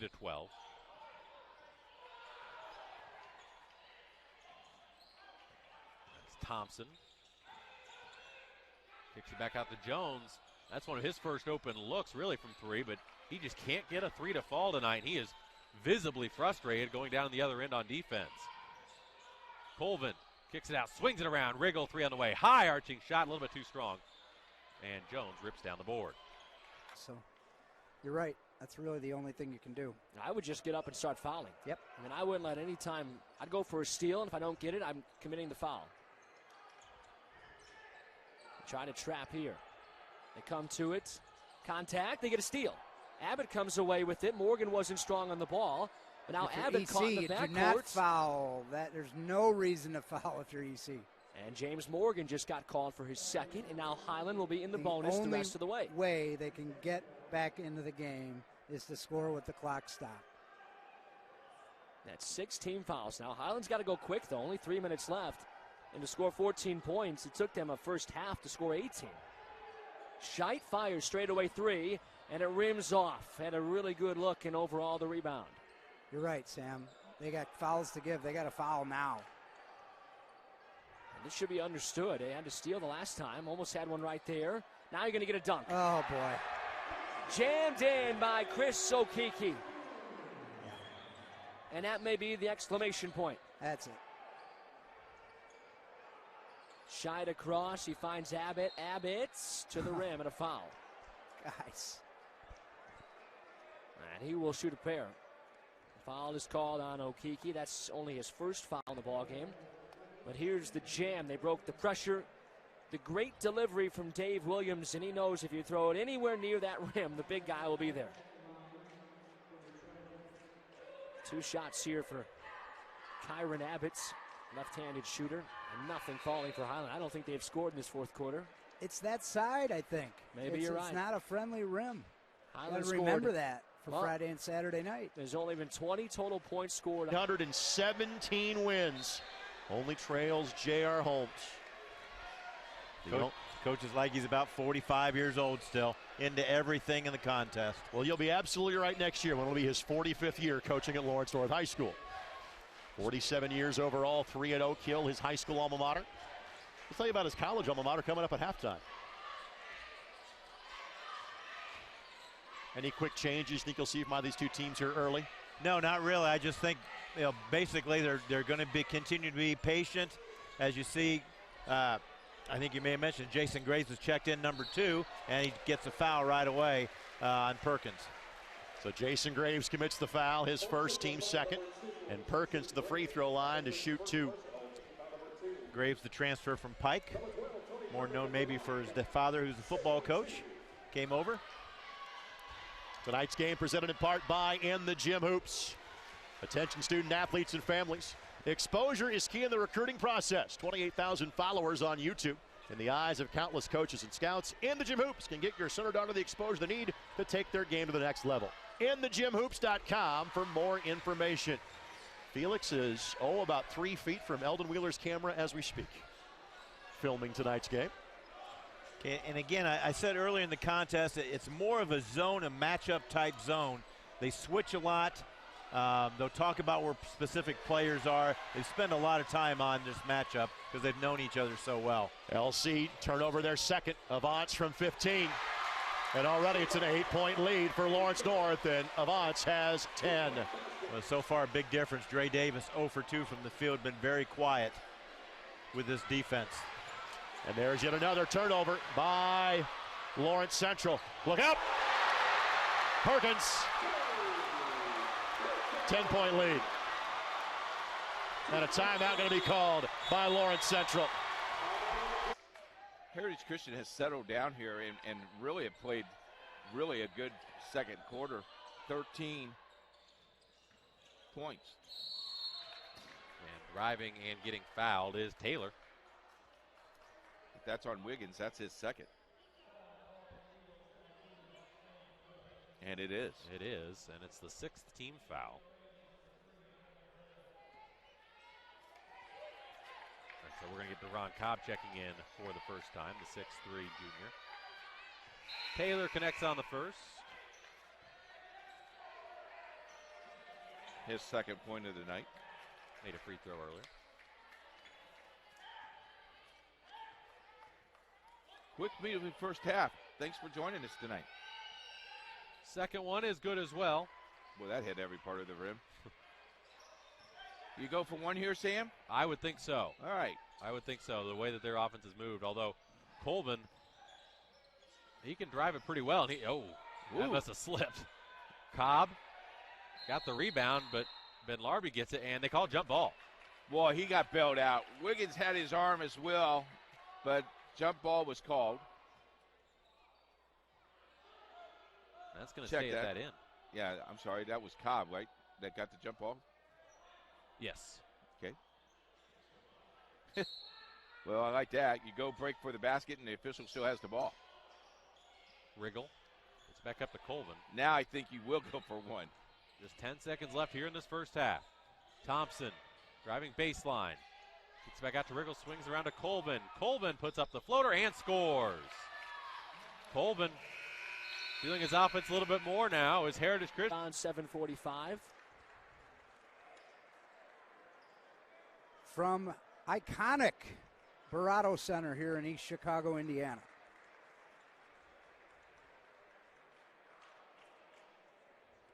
Running a little behind, 7:45. That's not too bad. Not too bad at all. I think they need to adjust the temperature a little bit. It's a little hot in the gym. That could be another factor for Friday and Saturday night. Yes, it could. It's not just Munster, huh? These kids are a little bit winded already tonight, so we get to that Saturday night game for the team that didn't have the bye, could be a factor. 2 free throws from Dave Williams makes it 46-27. Abbott to the rim, blocked. Goaltending. And they're going to score that basket.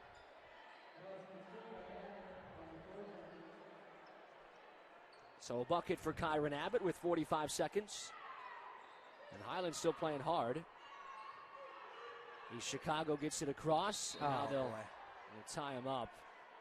And a couple of shots for Caprice Cotton here. Second foul on Kyron Abbott. 40.6 on the clock. Only thing that needs to happen here is the final buzzer to run out. Highland let this game get away. And it all happened in the third quarter, Matt. And they'll be thinking about this one, a chance to kind of grab a win against an EC team that wasn't playing very well in the first half. Well, you know, EC's got has more athleticism, and so EC rose to the challenge more than anything else. They played to their potential. Pierce almost had a chance at a dunk, and I thought he was grabbing his back leg and was hurt, but thankfully he's not. Rebound tipped out here to Gonzalez. He's knocked out by East Chicago Central. And a couple of subs here. If you're an odds maker, and this is no knock at the Cardinals, but if I'm laying odds at the Horseshoe, I'm not looking for them to go beyond this game. The winner of the next game, I would think, would play on Saturday night, would be my call, judging by that first half of play. But if they play as option like football has, we'll decline the penalty. Right. Thanks to Greek's Pizzeria for creating masterpiece pizzas for our crew. Greek's Pizzeria, 1600 West University in Muncie.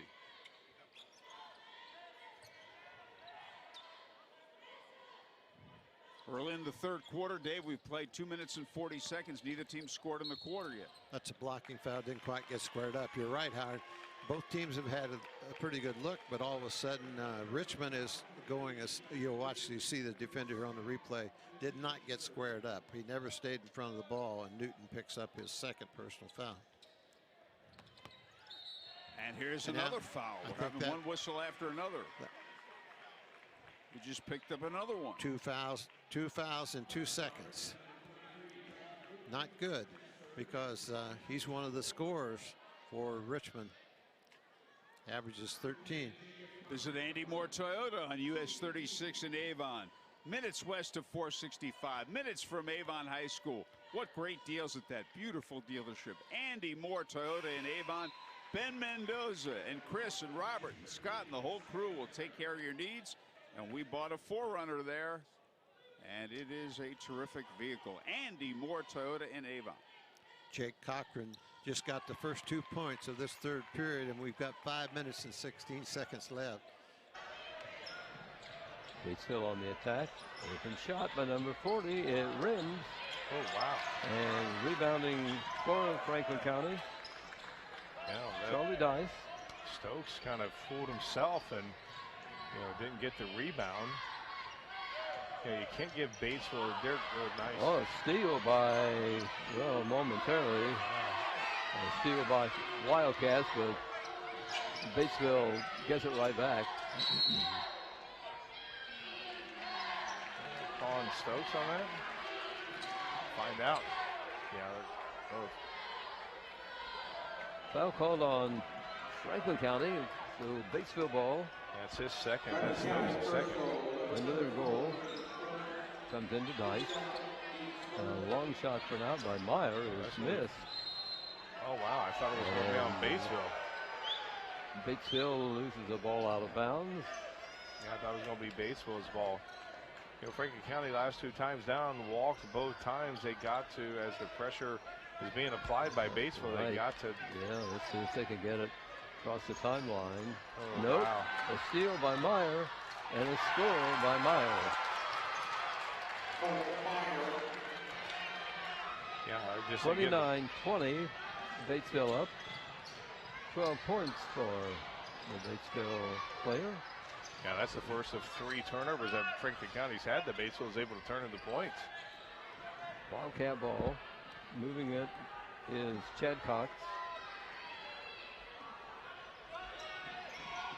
Batesville. Almost another steal, but they do knock the ball. It's by LN with a 19-point lead with 5 to go until half. Good choice.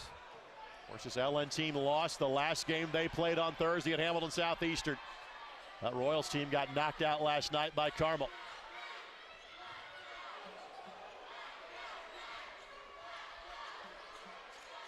Hatton Skies to keep that one in play. What a find. Wow. Avance with a dozen.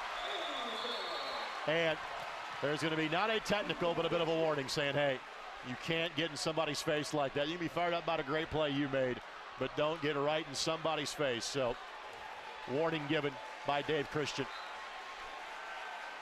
Good piece of officiating, too, right there. Get it cleaned up before it escalates. And a timeout taken by Al Gooden. Again, a 30-second time. Kowski missed it. Out large, down low, big Grant rebound. got it. Oh, nice try.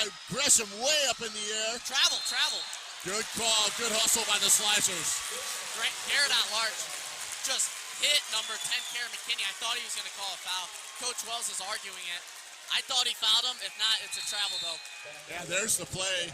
City, again, aggressive on defense. And you're right, Cole. They're doing that little half-court trap. If you get the ball behind the timeline, they're going to put 2 guys on you. And so far, they're 5 for 5 and with 10 points on that one. There's a foul called on Bush, Evan Bush.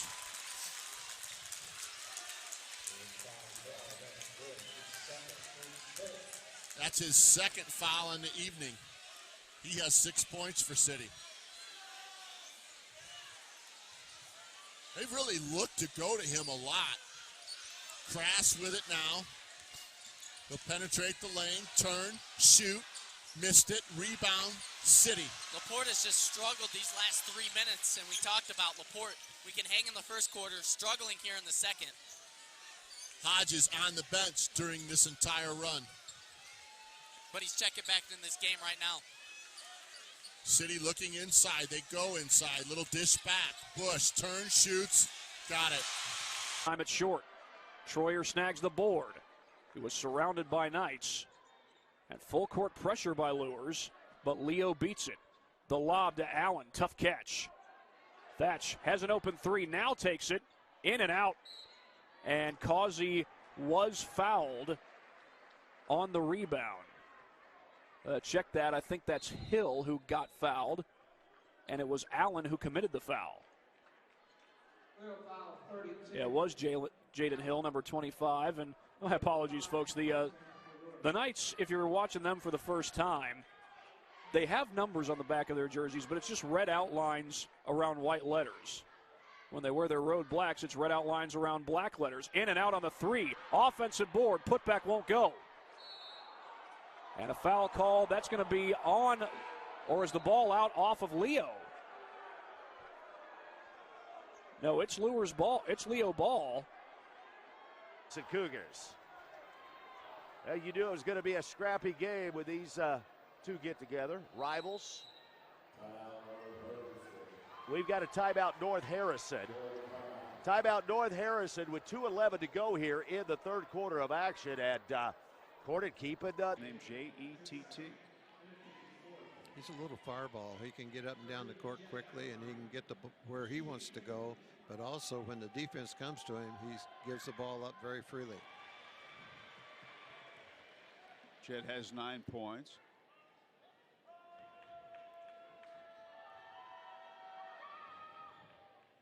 And he missed that one. Here's Dylan Moles. He didn't know what to do, so he threw it back outside. That's what happens when you commit yourself. A nice move to the basket. Very well done by Brady Mundell. And he has 6 points. And they've cut the lead to 8.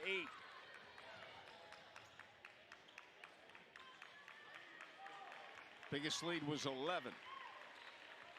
It was 10 at the half. We're now late in the third quarter.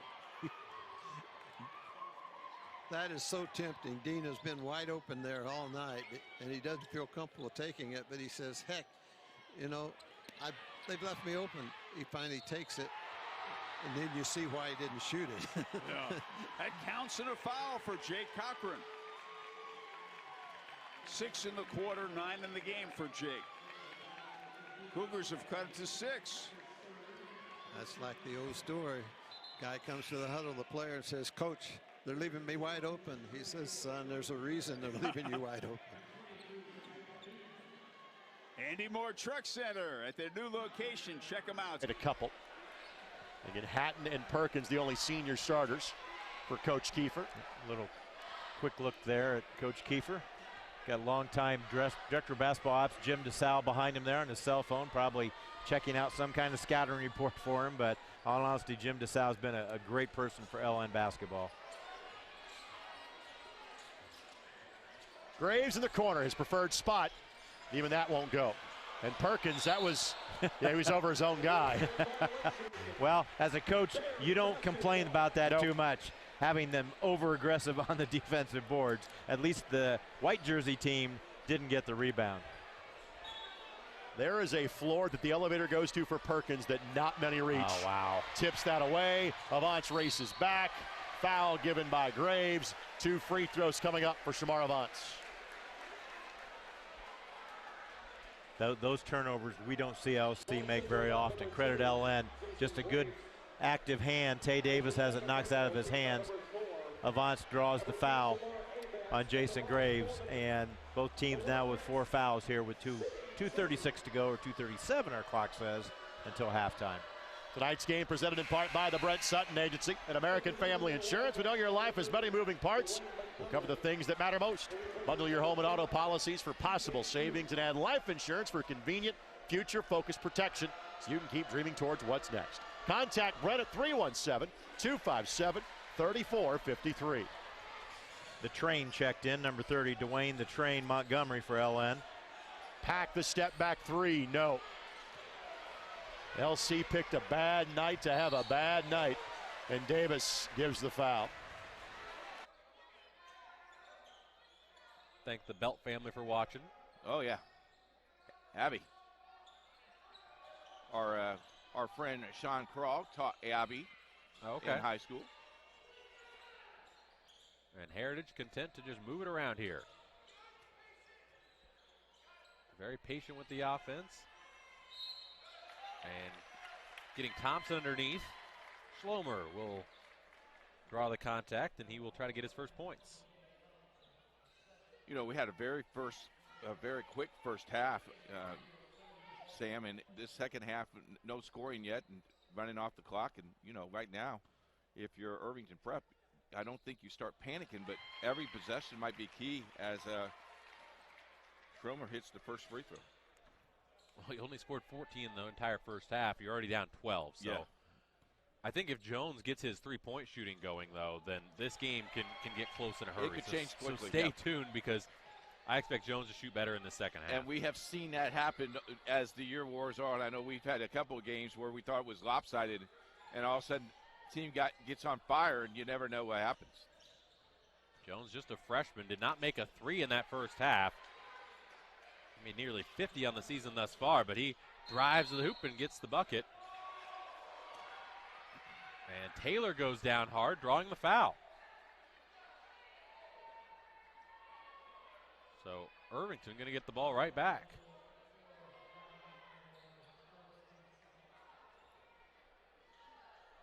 McElmore on his first foul. And a little bit peek behind the scenes, we've got to look at the Lawrence North Lawrence Central game that we're covering on Indiana SRN. 29-9. How surprised are, as Jones puts up a three and in and out. How surprised are you that Lawrence North has a 20-point lead? That just shocks me. Lawrence Central laid an egg,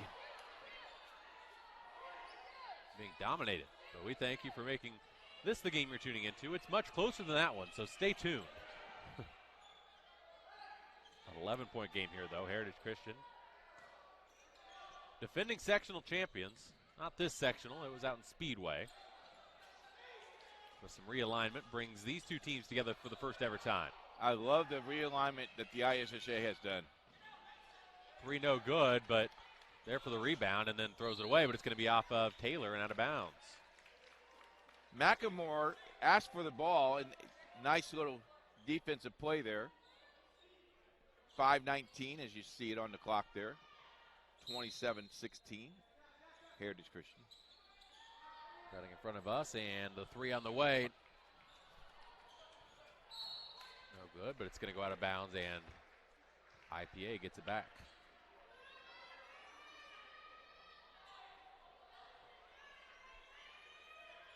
And, Coach, I'll be honest with you, it's been a while since I've been to a sectional, in any sort of sectional action, and you kind of forget how intense it really gets. Yeah. I mean, it's so fun to watch these games as teams fighting for their seasons. And we've got a foul there. It's going to be on Belt. Already 4 total fouls here in the first 3 minutes of this second half, so tighten it up a little bit here. Free throw jumper no good. Fighting for the board, and McLemore gets it. Has been Larby with the miss. Oh, McElmore wide open. You got to hit that shot. He kicks it out, though. 3 on the way, no good. Belt with the tip off the glass, gets his own rebound. Kay with the rebound, and he's going to go to the line. Coach Jackson pumped up about his team's rebounding effort there. Let's take a look at some scores in 4A. East Chicago Central is the sectional. Along with Weber out at the guard positions. And at the forward positions, we have got Eve, Kaiser, and Martin. Those are the 5 that started the basketball game. And we've got Schneider. He will start the 4th quarter of action. He's in there with Kellums at guard along with McIntyre. And then it is at the forward position, Sawyer Wetzel along with Landon Hatton. So there we've got the matchups for the 4th quarter of action. as we're underway. Fourth quarter, 17-point North Harrison lead. Wetzel works with the basketball. He drives in, little 10-foot floater, too hard, no good. Bessel comes down with it as he gets it down quickly. Three-pointer by Holton on the way. It rims out, no good. Fight for the rebound. Martin comes down with it, looks for somebody, and gives it up to Fessel. Fessel out front, looking inside. And now Kaiser works with it. Weber. Fessel, nice move, goes in, has the ball knocked away and stolen in there by McIntyre. McIntyre on the break, down the other way, stops at the top of the key. And now gives it up to Wetzel. Wetzel now sets things up and gives it to McIntyre.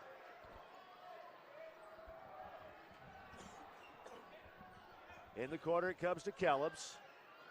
Over to McIntyre. McIntyre has the ball partially blocked, picked up by Wetzel, but he's fouled, and he'll step to the charity stripe for 2 shots. It will be Sawyer Wetzel at the charity stripe. He will have 2. That foul is called on Eve, and Eve is picked up his 3rd personal foul. Sawyer Wetzel's first free throw up and good here. I will give him 10 points on the game tonight. Sawyer Wetzel is the 6-foot freshman.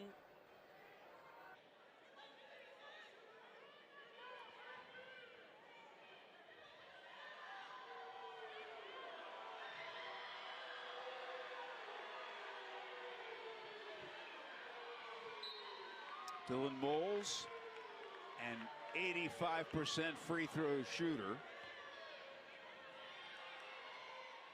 And he missed it.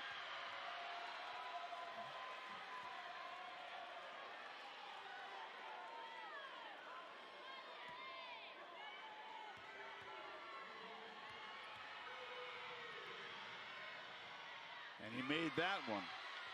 So they chip away, and they've cut the lead to 6. Richmond bench pretty animated about that call. And Clevis Craig, who was hit with that technical, now is sat down. He's on the bench.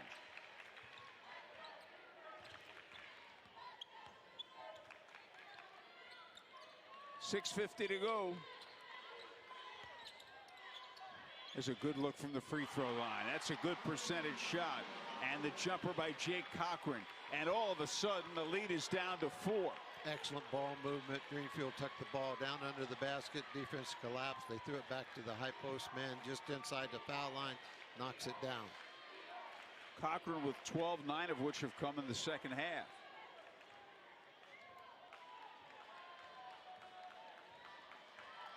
And Richmond now slowing it down. They're ahead by 4. At one point they led by 11. They led by 10 at the half. There's a beautiful move to the hoop by Ty Newton, and he'll shoot 2. They hit Newton at the high post again, where it's a hole in the middle of that zone, and he scored on a layup a little while ago there. Now he drew the foul to the basket. Good. That's a good plan of attack on that 2-3. He's got the first. Anytime you get the ball in the middle of that zone about the foul line, you got a lot of options. You can go to either wing, or you can look down the high-low, or you can turn around and take a little soft jump shot. And he makes them both. And a timeout is called. We'll take it with him on the high school basketball game of the week. It's the ball.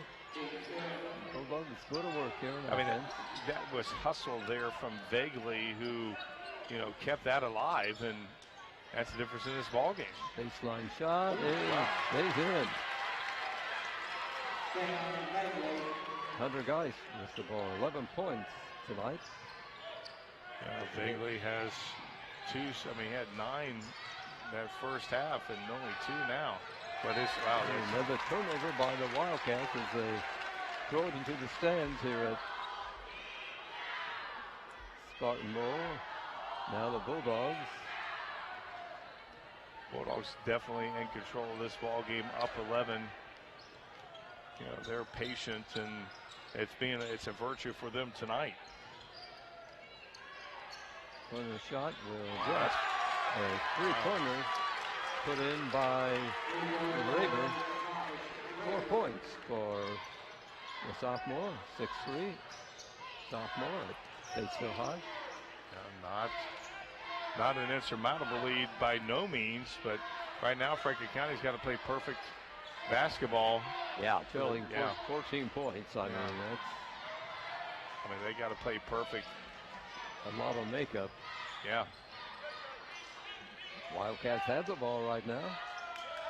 Can't get the shot off. Good defense by Batesville. Yeah, very good defense. I mean, they've contained Bolos all night. He's only really gotten into the paint once. Yes. Brent Earl shoots long, misses. Rebound goes to the Bulldogs. Here's Colt Meyer. Yeah, definitely controlling the game as the Batesville Bulldogs' first quarter and a half was Franklin County, and after that it's been all Batesville. It's out, shot, put up, missed, rebounding Batesville.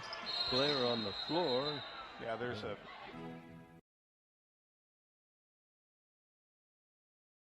that coming up, but tell you what, you don't know what's going to happen in that game. Throw out the records and all the stats, because that's always a great battle. Still 10 minutes to go, but yeah, I mean, looking back at that game, to hold Covenant to 55 points, they've been over 100 a few times this season. Yep. Jones misses a 3. Felt the rebound. Averaging over 75 points a game. That's in the top 10 in the state. As going to the hoop, drawing the foul, and one is McLemore. He's got a game-high 13. He can make it 14 at the line. Nice job, way to finish. Man, took a nice hit, but you slid underneath the basket. Here we go, watch the replay. Watch him slide, see him slide just slightly. Good call by the official. The foul goes on Olsen, his second.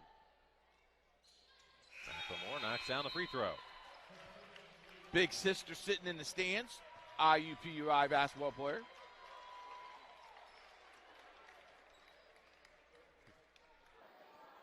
Working with the basketball. That's McIntyre. He goes into Jenkins. Jenkins lays it up and in. Braden Jenkins gets the easy bucket. It makes it 51-33. 33. Fessel with the basketball. Gives it up to Weber. And back out to Fessel. In it goes to Gentleman. Gentleman down underneath, tries to go up. He's fouled in there by Hatton. And he'll get a chance to go back. Or that's Eve, excuse me. It's Jacob Eve underneath the basket. And he goes up and he will have 2 shots. Foul on him. Well, they're going to give the foul actually to Kellums. Kellums is called for his third, the team's 7th. Eve's first free throw up and no good. Now, Dave, I'm not trying to count my chickens before they hatch, but it does look like it's going to be Silver Creek versus North Harrison in this in the next game for the sectional semifinal here at Corden. Well, it was the first game was a real good game. North Harrison lost by 8, but like I said, they're the one team that can match up. Oh yeah, that's what I was saying, man. I'm excited to see how that game goes. Second free throw up and good from Eve. 51-34. As the ball comes in to Hatton, Hatton gets it down now to Schneider back in the basketball game. Schneider, and it comes to Hatton. Hatton is fouled over the back. He'll step to the charity stripe for 2. Tried to go up and couldn't quite put it in the basket, but he'll step to the charity stripe. 3:45 left. It's a 1-point game. Cougars ahead. They were down 10 at the half. Cochran draws a foul. We said this a few minutes ago. It hasn't changed. It doesn't look like the same Richmond team. They kind of got their dauber down. Greenfield made a little run at them. And then the turning point was the technical foul without question. And they had a big lead when the technical foul was committed. They were up by 9, I believe. But before the clock started again. It was down to 6. Yes.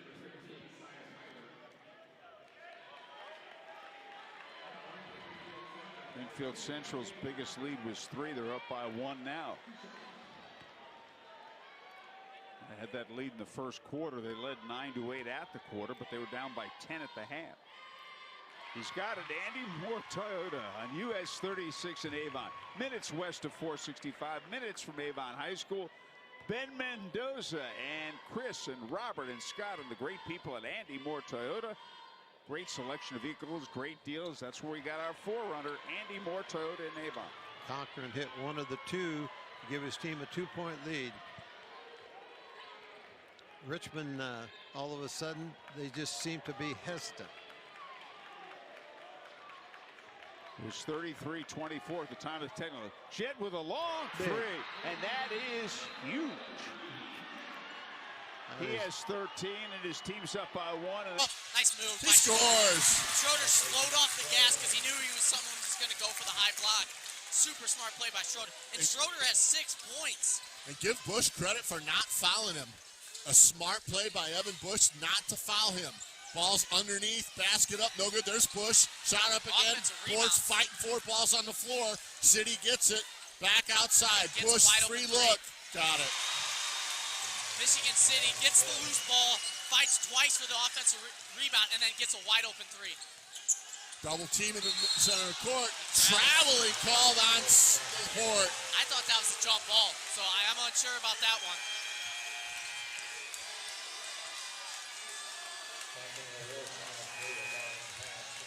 Laporte has to be very careful, Cole, to not succumb to that pressure. They're moving the ball faster. They're getting off balance. Take your time, spread the floor out, get the ball up the court.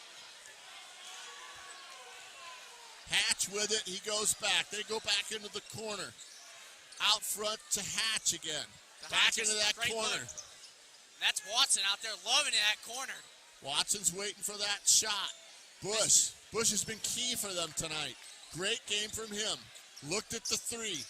Hatch. Hodges. He almost Watson. stepping out of bounds. One thing you haven't seen City do tonight is take a lot of poor shots. They're getting the ball. Quality shot just like that. Oh, and they missed the layup. Crass, they're doubling him right now. And there's going to be a foul called on City on Hodges. Boy, that's aggressive defense when somebody gets a rebound after a missed basket, and you're right there for the two-man trap before they get up the court. You don't usually see that in basketball. Usually everyone's running back. Not Michigan City. Make or miss, they're pressing. Usually you press on a miss, on a score. Now they're pressing on everything. Jalen Bullock checks in for the first time tonight. He actually started against Laporte last time, but got quick foul trouble and never saw the court again. 6'6". Sophomore. Tallest player on the floor. I remember playing against him in 8th grade. He was a force to be reckoned with. Crass to Garrett at large. He tries to get Schroeder to set him a screen. There's the screen. There's the 3. Oh! Big shot by Garrett at large. Hits it from the parking lot. Garrett at large has 12. 4 threes. Oh, City nearly lost it out of bounds. Hodges saved it. Garrett nodded at Schroeder for that screen, man, and they set it up. Bush, no. Rebound, City. Shot up, no. Out of bounds. City ball. Good call by the official. Swinging, post up. No, he didn't swing it. Deep 3. Not there. Dre Davis ripped away by Perkins. Oh, boy. Avant's behind the play. Lay it up and in. Yeah, Jason Graves kind of lost his bearings on the floor. He should have been back on defense as the other 4 guys crashed the boards. Turn it over again. Lawrence Central could not get out of their own way tonight. No, and they're not used to playing this far behind. I mean, who is? Agreed. But just not had a lot of adversity this year other than the 2 LN losses. And right now in the face of adversity, they're not making good decisions. Backdoor cut by Perkins, tipped away. A pretty good defense there by Tay Davis. Pack for 3. Graves the rebound. And the hustle is there from LC. And a timeout taken by Lawrence Central, which will lead to a full timeout because they're out of 30s. So we'll take it with them. Barnett, Bob Rorman's Indy Hyundai Genesis. Well, Jake Cotton has had a really terrific game, but he has also missed 3 free throws here in the 4th quarter. And at this stage of the game, of course, free throws are probably going to decide who wins the ball game.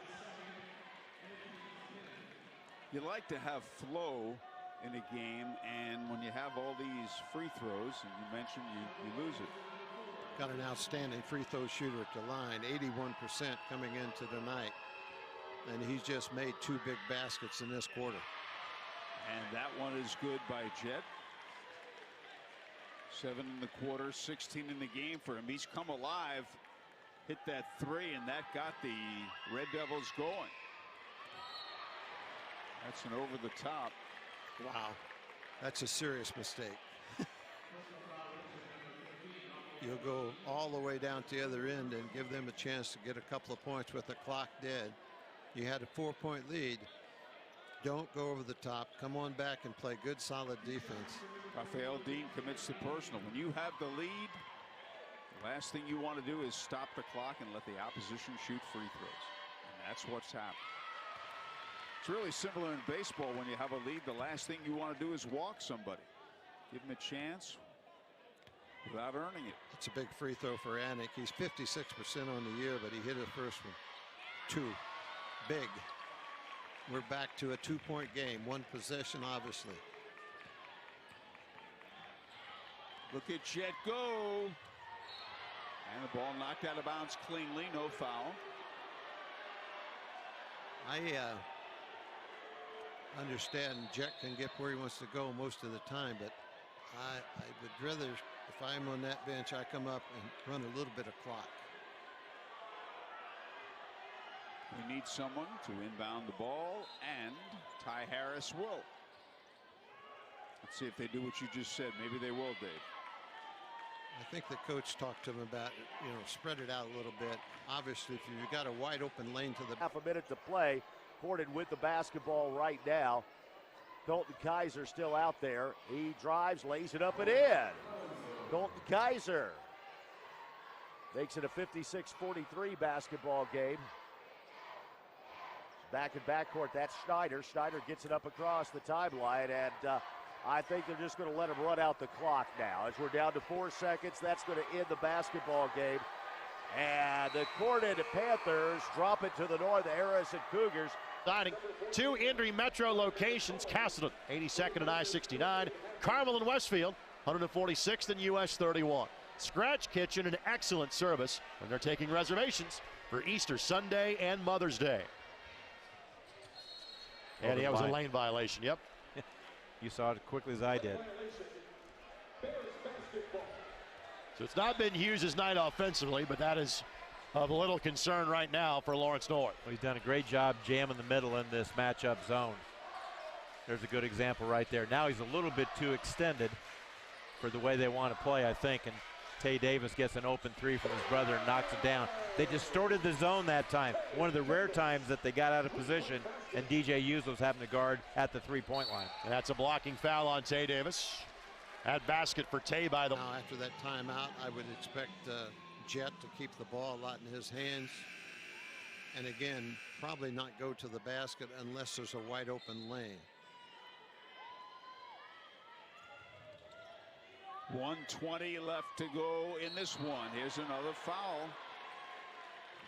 That might be on Dylan Moles. He was reaching in. Oh, stats from Tim Borf. There's a replay before we give the stats, and what's this? They just got tangled up, but anytime the player goes to the floor, there's going to be a foul called. And there to free throw line, you got Moles. He's 85% coming into today, but he has made one. Excuse me. Dylan Moles committed the foul, and Jordan stole at the free throw line. He's a 67% free throw shooter. Pair of number 3s. He appeared to be a call play for him. They set him up, brought him off a screen to get the ball in his hands, so they had the confidence that he could either score or get fouled and get to the line. Free throw shooting before that one, Greenfield Central 70%. Richmond only 6 of 14 for 43%. He missed the second. The lead is 3. Still a 1-possession game. Mundell got his 8th rebound. That 3 is to Caleb tie. Mundell.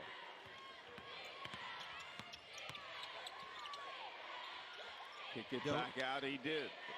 For Richmond, don't give them an open 3. A 2 will not hurt you. And we're under a minute to go. He almost had that look for a 3. He drew a foul. And Brady Mundell will shoot 2. 1 of 2 from the line. Nice take there by Greenfield. They didn't take the bait, but Richmond was guarding the 3-point line pretty well. And he's got it. That lead is now 2.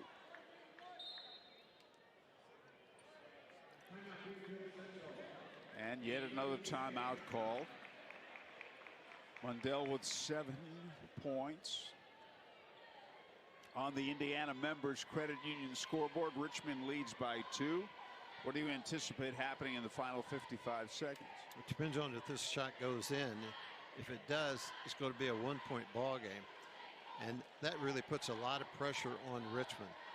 I don't think they can hold the ball for 56 seconds, 55.2 seconds actually, because the defense of Greenfield has caused them problems, because they've been running the last 4 possessions. They've been running and jumping, double teaming the ball, gotten a lot of touches, a lot of deflections. So if I'm Richmond, I talk about ball security. Keep it in your hands, get a good grip on it. Stay available for your teammates. And he's got it to cut the lead to 1. He's got to call another timeout because he couldn't get it in bounds. Shooting hasn't changed much.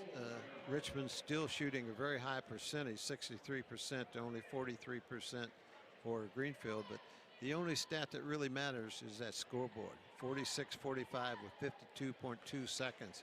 And I've got to think Greenfield feels really good about it. They're extending that pressure now. That time they had such tight pressure that Richmond couldn't even inbounds the ball. So they've got to keep that up without fouling. If I'm Richmond, I consider sending a man deep.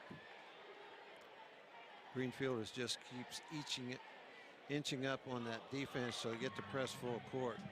If guy fake setting a screen and slips it, takes off the other end, might result in a wide open layup. 55 seconds to go. And we're just seeing one free throw after another being attempted. As you predicted, the team's gotten the bonus situations early. Richmond ball ahead by 1. And this time he gets it in bounds. Jet can fly. Oh, he's going against the grain there. He was fouled, though, prior to the shot. They probably like him having the ball because, again, on the year, he's 81%. He's been really good there all season. I'm surprised he went to the hoop that quickly, but he did draw a foul, and since they're into double bonus, he'll shoot 2. Because you figure they're going to try to sit on the ball for a while. It's obviously that they have tremendous trust in Jet. They want him to have the ball. Gavin Robertson, number 2, a 6-foot sophomore, checks in for Greenfield Central. And Jet, who's had a great 4th quarter, makes that. 8 in the 4th quarter, 17 in the game for the 5'9" senior. He missed it. That was a big miss because they needed to have that 3-point spread. Now a 2-point will tie, a 3 will give Greenfield the lead. And we're down to 40 seconds. Greenfield Central down by 2 with the ball. Let's see. There's a 3. No. And the rebound taken down by Tyler. Got a player on the court over there. They called a foul, but Stoll was down over there. He's still holding his hip and limping here as he goes down court. I thought they'd stop play because he was hurt, but he's going to hang in there. Cochran's 3rd personal. Not a bad foul because Greenfield needs possession of the basketball. Messiah Tyler is 1 of 2 from the line this season. Oh, he's got it. That was, didn't have much arc to it. That was kind of a straight line. Yeah. But it went in. That's the important thing for him.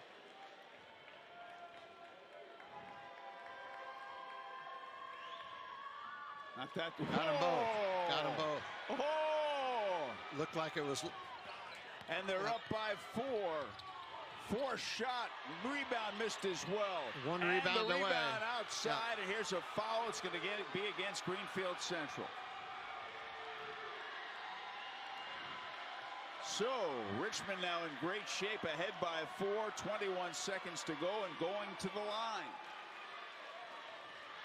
Greenfield Central had a couple of good opportunities there, just couldn't get it to go down. But They still. might have rushed it a bit, the first one. I know they want to get going. I understand that. Looked to be a little forced, but It was a 2-possession game, so they had to get something quickly and then get the ball back again. yes, Ty Harris makes that. He has 9 points, first time to the line. Hit or miss is still a 2-possession game. Be a 6-point game if he hits it.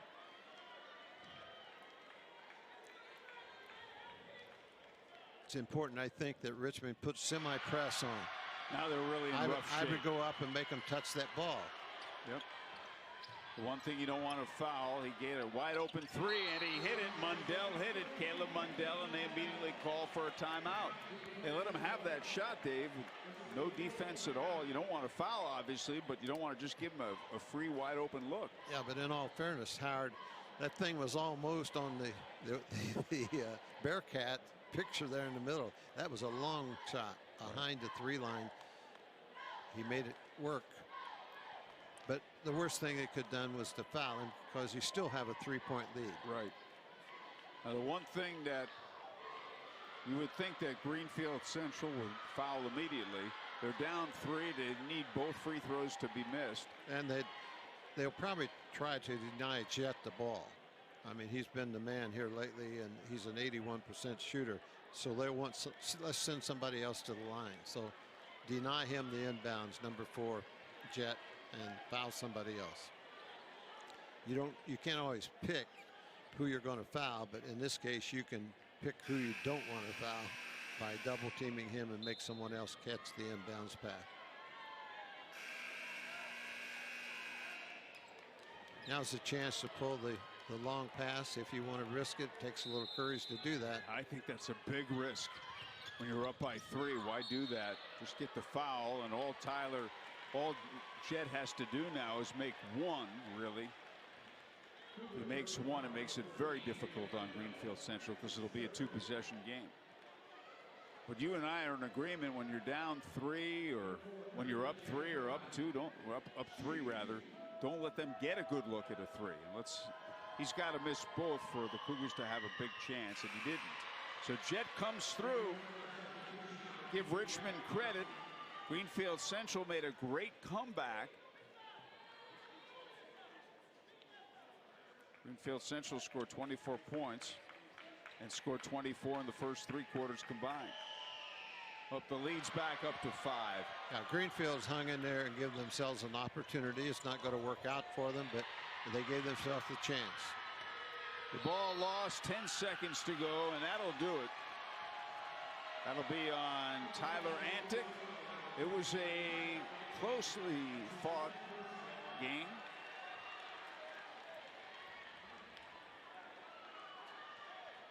And 9.8 seconds to go. Now Richmond's going to extend that win streak to 12 consecutive games. Move on to the semifinal game of the sectional on Friday night. Ty Harris at the line. He's got 11. And the lead is up to 6.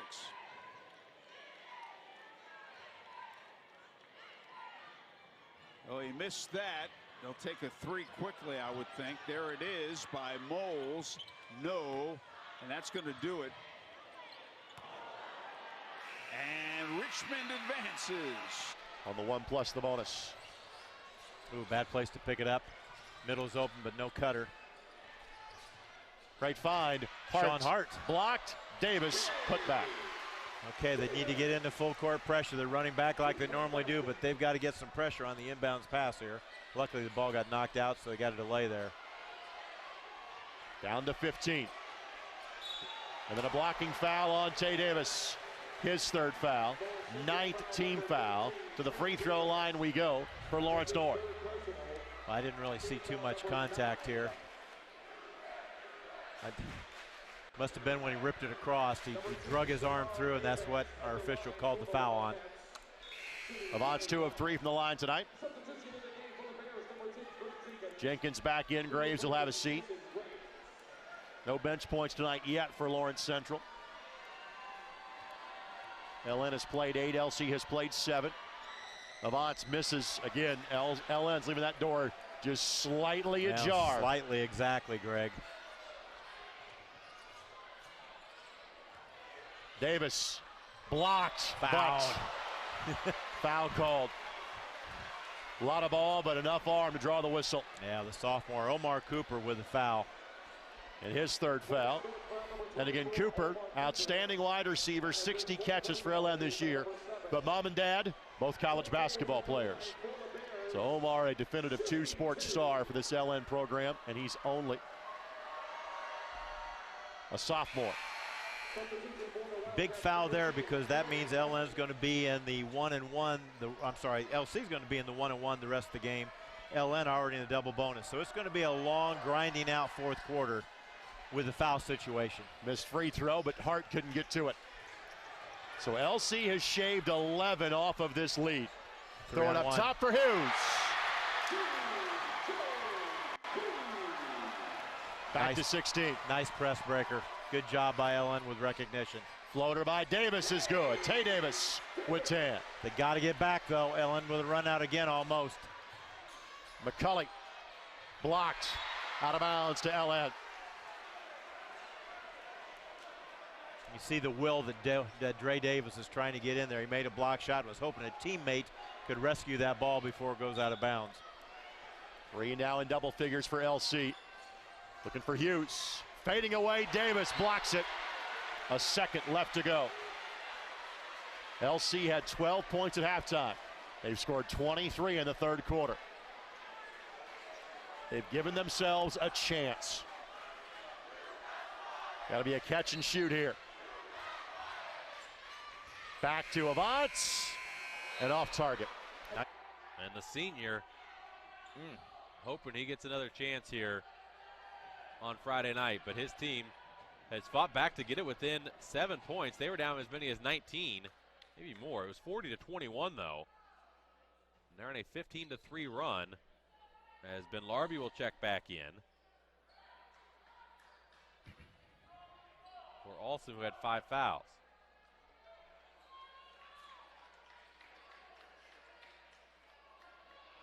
This full court press has been working.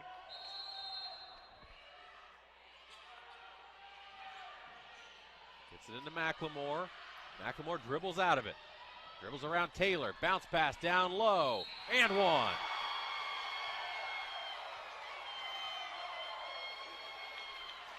Foul's going to be on Caleb Webster. Well, can you breathe a little bit easier now if you're Coach Jackson? A little bit, but still 2:02 to go. That's an eternity. It is. So Schlomer, that's his first field goal of the night. He's made his living at the foul line, and he gets a chance for his 7th point, and he connects. 2:02 to go, back to a 10-point game. Here's Jones. Tries to find Taylor down low, but Schlomer with the steal.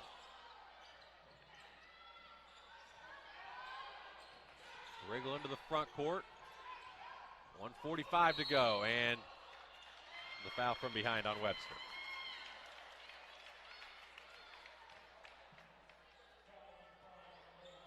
Into the double bonus are the Eagles.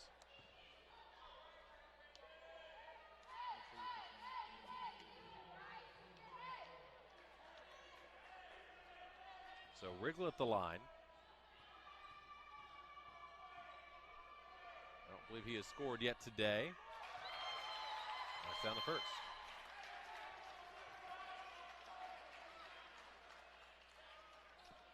You're exactly right, Sam. That's why you're the best in the business. Second one good as well, so Wrigley's got 2. Lead back to 12. And inbound violation. Yeah, that's a tough one. You cannot carry the ball in, and his first foot was on the line, and then he stepped over it before that ball makes contact. A lot of people don't know that rule, and a lot of officials do not call that. Good heads up. It's a mistake that you can't have when you're trying to get a late comeback. They got to within 7, did IPA, but time's running out on their season now, Heritage Christian. They got a little bit of a scare, and that woke you up, didn't it? It did wake you up, and for Heritage, it definitely woke them up. But they know the challenge that awaits them if they can escape this final 117. Covenant team with 17 wins, already beat them once. And they'll try to upset the Warriors on Friday night, a game we'll have here on Indiana SRN. It's very hard to beat somebody twice in this season. Oh, he got... And Schromer was fouled. He got fouled and got traveled there. You know, what Heritage Christian has done also, Sam, in the late in the ballgame, as fouls occurred, they knocked down their free throws, so they extended that lead as well. And we saw Covenant late in that game. I mean, they had multiple chances to put that one away. They still ended up winning by 5, but Schromer misses. But they made only 1 of 2 free throws on a couple different occasions, and it allowed Howe more chances in that game late. Right at 1 minute to go here.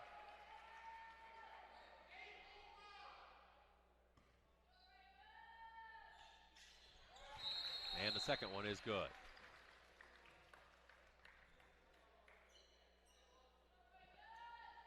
Macklemore ends the game with 14 as I think we're getting a fan injection here. You know, sportsmanship is very important, and you know, if you're watching one of these games, we do ask you that you would have great sportsmanship, and you know, kids get embarrassed with this, and this is not the right thing to do. As we don't even want to show this guy on the film, so don't pick him up, please, because he doesn't deserve that at all. It's unfortunate with just a minute to go, too. I mean, it's frustrating for your team to go down with a loss. And the referees weren't having it. Nope. That's why we have good officials in the state of Indiana. They get a lot of hard times, but they want to clean the game up as well. Jones misses the 3. Kay the board, but stolen away. Larby misses, gets his own rebound, misses again. Rebound again, and gets fouled. So he'll have free throws.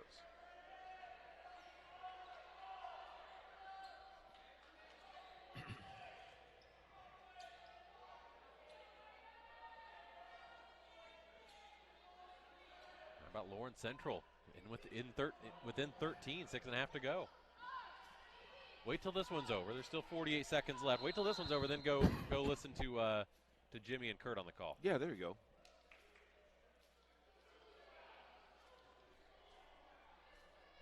Grant, his defense has been so critical in the last couple minutes. He's been phenomenal tonight. He hasn't had that massive night scoring, but he's just been phenomenal on the defensive end. Yes.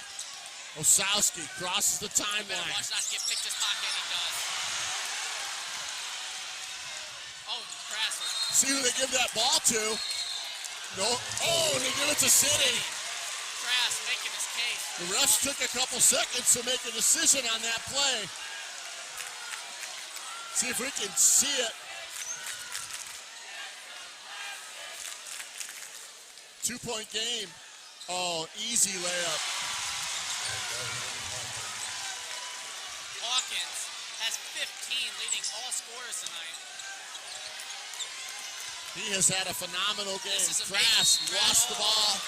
Hand check called on Hodges. Laporte might have dodged a bullet there, and they're checking in Schroeder. You talk about City's ability to score with the basketball, but you got to give them credit on defense tonight. Their defense has been tremendous. They've been phenomenal. And for LaPorte, your best defender just got taken out. He has 3 fouls. I'm unsure why he got taken out. It might be clear when Michigan City shoots it, misses it, and gets an offensive rebound. We left 5 points off. Grass missed it. Schroeder tipped it. Hodges has it. They've got numbers. Pass it side. Layup. And Grant At-Large is out of the game right now. That's a charge. McKinney, the utility player. Look at this replay. I could have told you this from a mile away. He was setting up. Oh, you called it. Yeah. You called it before he got there. It's a great call by him. 4th foul. And I don't know why Grant At-Large is in the game right now. He's the best defender, just not in the game. 1:27 left in somebody's season. It's win or go home. You got to have the best one. And they call timeout. Coach Wells called a timeout.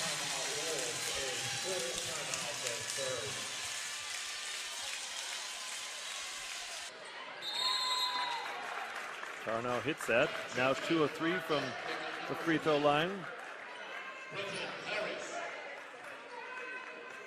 31-24 game. Closest Marquette Catholic's been since the first quarter. Yeah, expecting a big breakout here for Andrean, and Andrean's come out here a little bit lackadaisical. Left side fadeaway. Flesher missed the bank shot attempt. Back over to Marquette Catholic, down by just 7. Tarnow's going to go right down the lane. Nobody stopped the ball. 5-point game. Tarnow putting on a show. Keeping his team in the game. 31-26 score. And Drain's lead down to 5. Now Cundiff down the lane. Reverse layup. Yes, and 1. Andrean needed that one. Needed that one badly. Takes it to the left side of the lane. Flips one up there as he's fading from the basket. 33-26 now. Fouls on Sam Johnson of Marquette Catholic. Clock at 5:16 to go. 1 free throw brought to you by Strachan Van Til. Halfway down, comes back out. Rebounded by Britton Harris. Throws a pass down low to Vontae Johnson. Johnson converts. 33-28 Andrean. Pace is picking up here a little bit now. Both teams waking up. 5 to go in the third quarter. Right side of the floor. Ben Jones through contact. No, they're going to call a travel. The shot went in, but it's a travel here on end. He's going to make that layup. Hawkins is going to go to the line. Smart foul. Hawkins trying to get his 17th point tonight. And finally, Grant At-Large comes back in the game.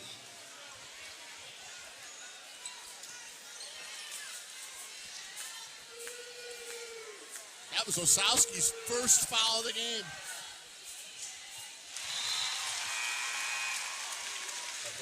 And I'm going to give it to Coach Tom Wells. He's really brought his guys ready to play. I really thought LaPorte was going to come with this revenge, but Coach Tom Wells hasn't. I haven't seen a Michigan City team this disciplined in 15 years. Coach Tom Wells, he's coaching really, really good right now. You know what, I always love the NBA when they show that stat of where you shot from, the baskets here. That's where they've shot from. Michigan City, 4 feet away. Osowski, triple team, dribbles through it. Steal by McKinney.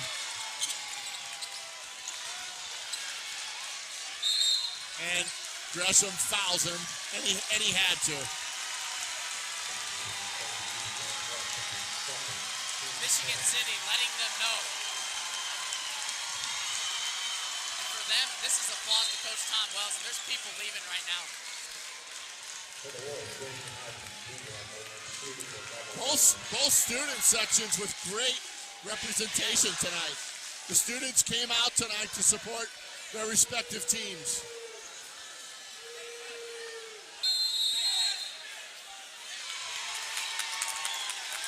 That might be a technical call. That was a technical call on Hawkins. And he went over to the LaPorte crowd and said something to the fans. Mr. Tonigo was standing right there. I don't know who he was looking to the third row, but I don't see anyone with a loudmouth in the third row, unless he was going to make Logan Schroeder. But this is huge. So you're going to have their free throws from the foul. And then 2 for LaPorte and their ball. So LaPorte basically getting an extra possession and the ball. So really the first undisciplined move by City tonight. Coach Wells can't be happy about that. Oh, he gets 2 free throws, excuse me. Jamie Hodges has 10. Hodges has 10. He's 2 for 2 from the line. He's going to get another free throw.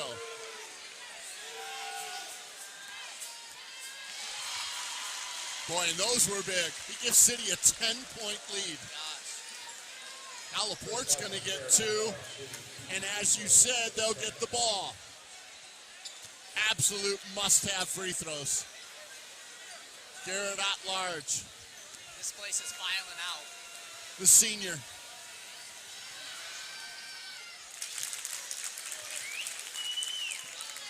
Best case scenario for LaPorte, Garrett hits the next one. That's his 15th, and we get a quick 3. There's 55 you gotta seconds have left. it. It's a 5-point game. There's a lot of time. He needs this free throw. They're down by 8 if he hits it. There, 8. And the ball. But Michigan City's just been so good with the ball. LaPorte hasn't forced them with any turnovers tonight. Michigan City has won this game at the mid-court line. Here's a 3 attempt off balance. Ball's tapped out of the LaPorte ball.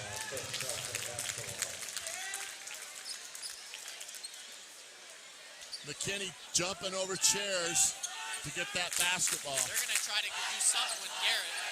They got to get the ball inside if they can to Grant. I'd go down low to him right now. Let him score. He's got position. Refs trying to keep the game under control. There's a little talking going on in that huddle. I agree with you. If Grant is open, give him the ball. Give him the ball. He's got to go in. And he's fouled. He drew the foul. So you can score without the clock moving. Exactly.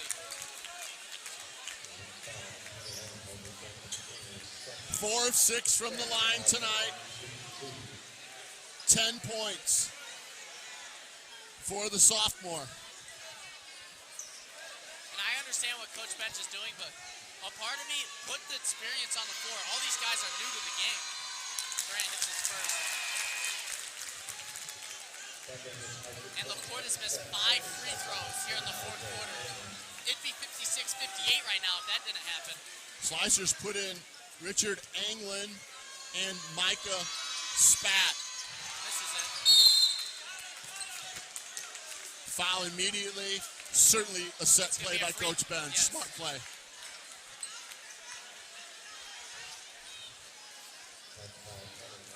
I'll tell you, though, and our stats are unofficial, Cole, but from what I have, Michigan City has shot the ball extremely well from the line tonight. They've been phenomenal. I think they've only missed 2 free throws all game. Meanwhile, LaPorte's missed 8. I have them 8 out of 10 from the line.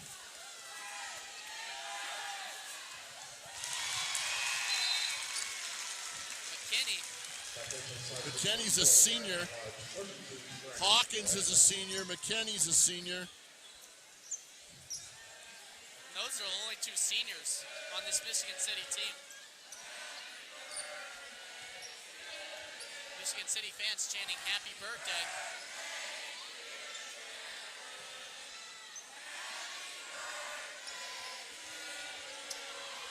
This might be it. Gets it. Big free throw. Full court pressure. Steal. Hodges. That's the theme of this game tonight, Cole. Coach Wells puts in Amari Hatch, which really's been a note, just hasn't been a huge thing. And just Coach Wells, man.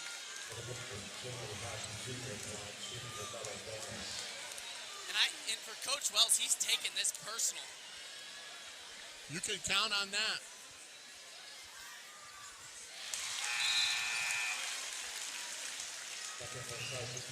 Hodges makes the free throw. I talked to Coach Wells tonight before the game.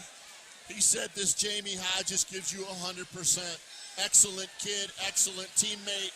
Very proud of that young man. Being so young, too. He's got 13. And they're still pressing. Can't find anyone. Long pass down the floor. Layup. Got it. Laporte fighting with everything they have.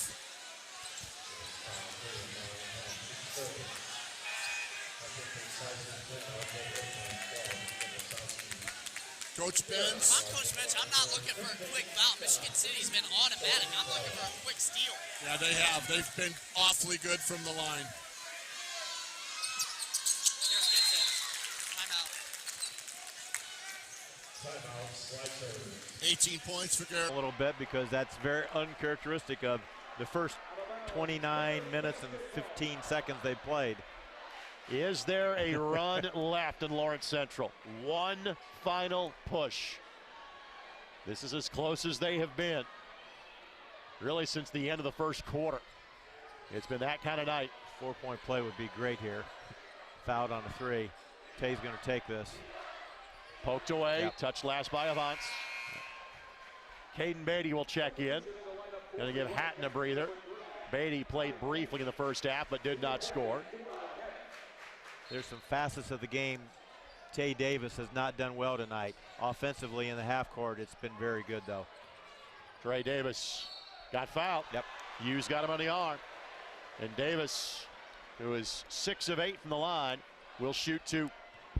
Make them both. You cut it to 10, Greg. That's very doable, despite the fact that they just haven't been too efficient tonight. LN at the free throw line has let them back in the contest. Tonight's game presented by the Brett Sutton Agency. At American Family Insurance, we know your life has many moving parts. We'll cover the things that matter most. Bundle your home and auto policies for possible savings and add life insurance for convenient future-focused protection so you can keep dreaming towards what's next. Contact the Brett Sutton Agency to find out more. 316.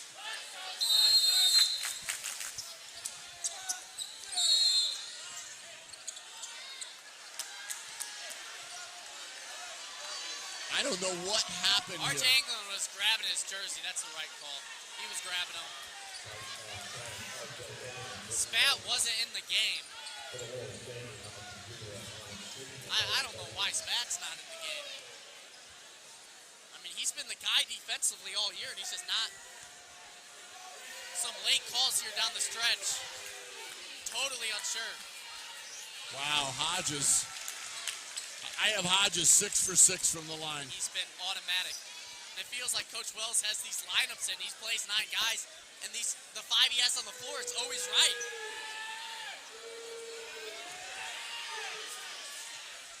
Oh, he misses. First miss. Garrett Large has to look for a pull-up 3 here, I think. Fade away. Got it. Wow, what a shot. 6-point game. What a shot. Good foul, smart foul. And just like that, 6-point game. I mean, that if you're in the backyard, this is what you practice, though, like running around, doing crazy moves, step back 3. I mean, that's what I practice. I'm sure Garrett Large has practiced this. Yeah, he looks pretty comfortable, didn't he? If I'm Garrett Large, I'm taking the ball at point guard. I'm not passing it. I'm pulling up every puck. Let's see if Hodges can bounce back. Hits it. God. Hodges just has ice in his veins right now.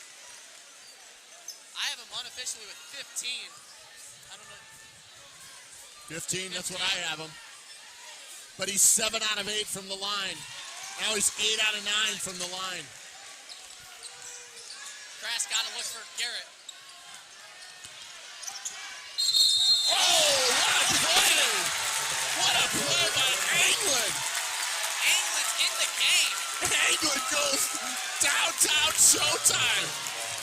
Big basket. Big basket right there by RJ England.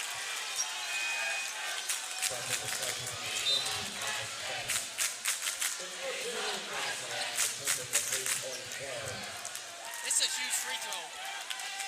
And the coach bench is making it. We're going to go 5. At large is out of the game. Graham, still unsure why. You're going to have it. You have to think it's you have to think it's going to be an immediate foul. When City gets the ball, you're going to have an immediate foul within 2 seconds. Have him deep. Oh, they got a breakaway. They got to foul him. That was a foul? No foul. I don't know how that's not a foul. Timeout, Coach Wells. City gets the basket. Way out there. Oh, they teed him up. I got to tell you, though, I'm kind of with Coach Bench. The player almost got tackled at midcourt right in front of the official. No call. I'm not trying to be the official, but I'm telling you this. That was a foul at half court. He threw him down, no call, and then they make the layup. And Coach Benz went nuts, in my opinion, rightfully so. Yeah.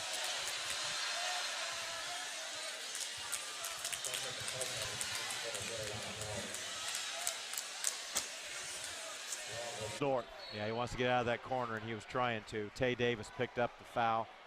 It's going to be his 4th, too. So both Davis boys with 4 fouls now with $1:15 to go. And we are back on Friday night. Pete gets a night off tomorrow. I don't. I got the City League Championship game.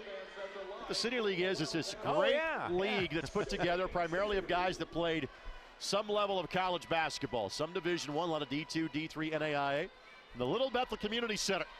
We'll have it for you on Comcast 81 and ISC tomorrow night at 6 o'clock. Former IUPUI Jaguar Marcellus Barksdale joins me on the coverage of that game. And former IUPUI Jaguar Josh Mullins playing in that game. He helped lead IUPUI to the NCAA tournament 17 years ago. 3 in the corner for Tay Davis. No. Perkins the rebound. That's it there. Fouled, and it's a 12-point game with 1:06 left to go. Yeah, 5 fouls on Dre Davis. What a great career Dre Davis had for the Lawrence Central Bears. Not the way he had envisioned it ending. You see his dad sitting next to Coach Al Gooden, DeAndre Davis. Bittersweet night for the family and for the Bears, but you can't give LN enough credit. They came out right away and played just an outstanding first half and overall game. 16 for Dre Davis in his final game at Lawrence Central High School. You will see him in the All-Star circuit come April. We'll see him representing Indiana in the Indiana All-Star games on June 5th and 6th. And Perkins connects. He's got 13.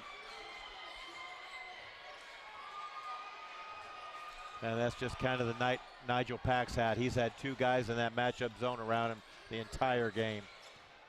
Finds a seam, misses. There's Jenkins with a putback. And a timeout will be taken. Final timeout for Lawrence Central. Jenkins with 6.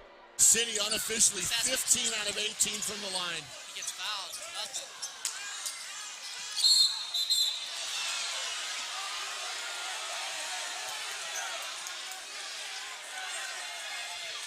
Dead ball foul. Slicers.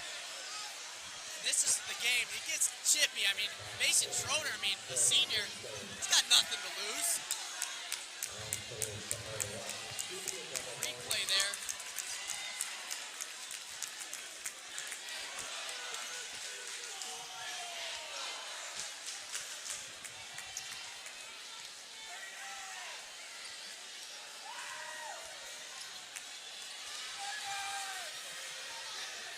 City's got their entire 5 coming in.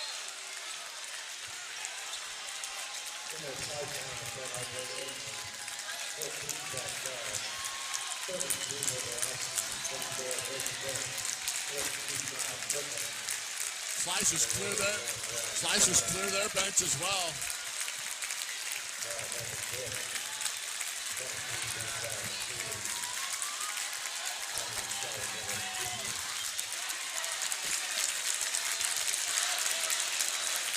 Simply, Michigan City just outplayed LaPorte, and that's why they won tonight.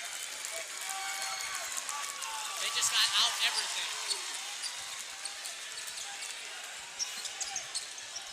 Both teams with reserves. Last shot of the game, it's no good. City advances. Class, and just, again, like Dre Davis, just a tough way for him to go out tonight with a performance that just was spectacular by Lawrence North. I've said this before, you feel strange saying it's about a Power 5 conference, but you feel like K-State got a steal in Nigel Pack. Been a rough year for the Wildcats for head coach Bruce Weber. Towards the bottom end of the Big 12 standings. Avance with 25. LC can't stop the clock anymore. Pack's left hand goes. He's got a dozen. Avance into the front court. Let's see if LC will foul again. If they don't, I think Ireland's not looking for a bucket. Or maybe they are. Gunn. Gunn lets fire a three. Welcome back, Mr. Gunn, off the injured reserve list. At the other end, Hartz blocks by Gunn. Big B, the bucket. 68-57. No further action required. A season sweep. Lawrence North wins all three against their township rivals this year. Lawrence Central's phenomenal season ends at 22-3. Post-game show comes your way next here on ISC and MyIndy TV. Going for it, 3 bodies, 4 bodies going for it. Nobody wants to let go of that pumpkin. As long as no one gets hurt. And they're going to grant the timeout here to Andrayan. Whoa, wait. Whoa, I don't Is know. that right? I don't know. We're getting some communication. We're going to see. We're going to see what we got here. Oh, they are going to give him a timeout. Timeout, so it's a full one. Back in a moment. 4:01 to go in the fourth quarter. Andrayan 51, Marquette 44 here on WJOB Network. Perry on Roberson, the offensive rebound. Roberson inside. Wouldn't go. Another offensive rebound for West Side. And Israel Hines was fouled. He will shoot 2. They're letting them play, aren't they, Sam? I love this. It's not good for them leaving sectional because they don't call it this way outside of it. But This is a good old-fashioned Lake County game. They're letting both teams get in there. And if you're going up to the basket, you better take it strong. This is a throwback.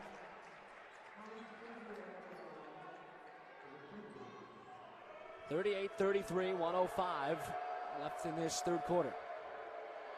Hines makes the second. So he splits the pair. It's a 4-point lead. And Lake Central clinging to that right now with the basketball as we hit a minute to play in this third frame. Setting us up for a very exciting fourth quarter. Blum with the basketball. Jaden Clayton now as Lake Central looking like they might want to run this clock all the way down and get this last shot if they can.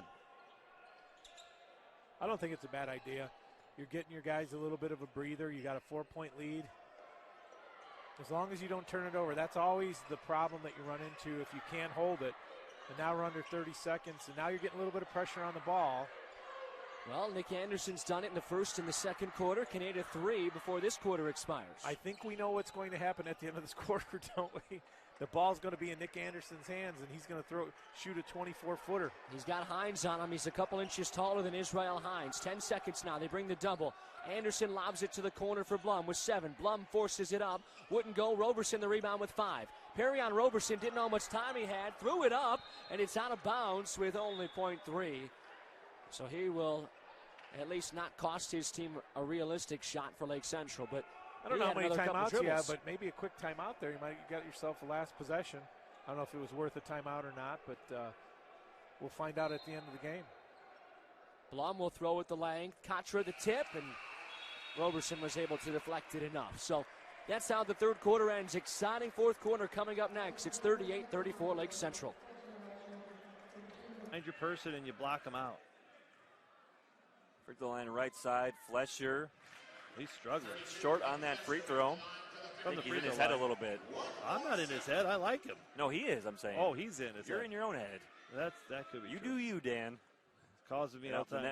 It's a net issue. Well, the referee fixed the net. Maybe that is something. Free throw line right side, Nicholas Flesher. Brought to you by Strecken Van Til. Has one more. There it is. Goes 2 of 4 at the line here in the last second of the game action. The net was messed up. 53-44. Now Tarnow put on a dribbling exhibition on the far side of the floor, but the clock is ticking off. Precious seconds for his career. Well, got a foul on the floor.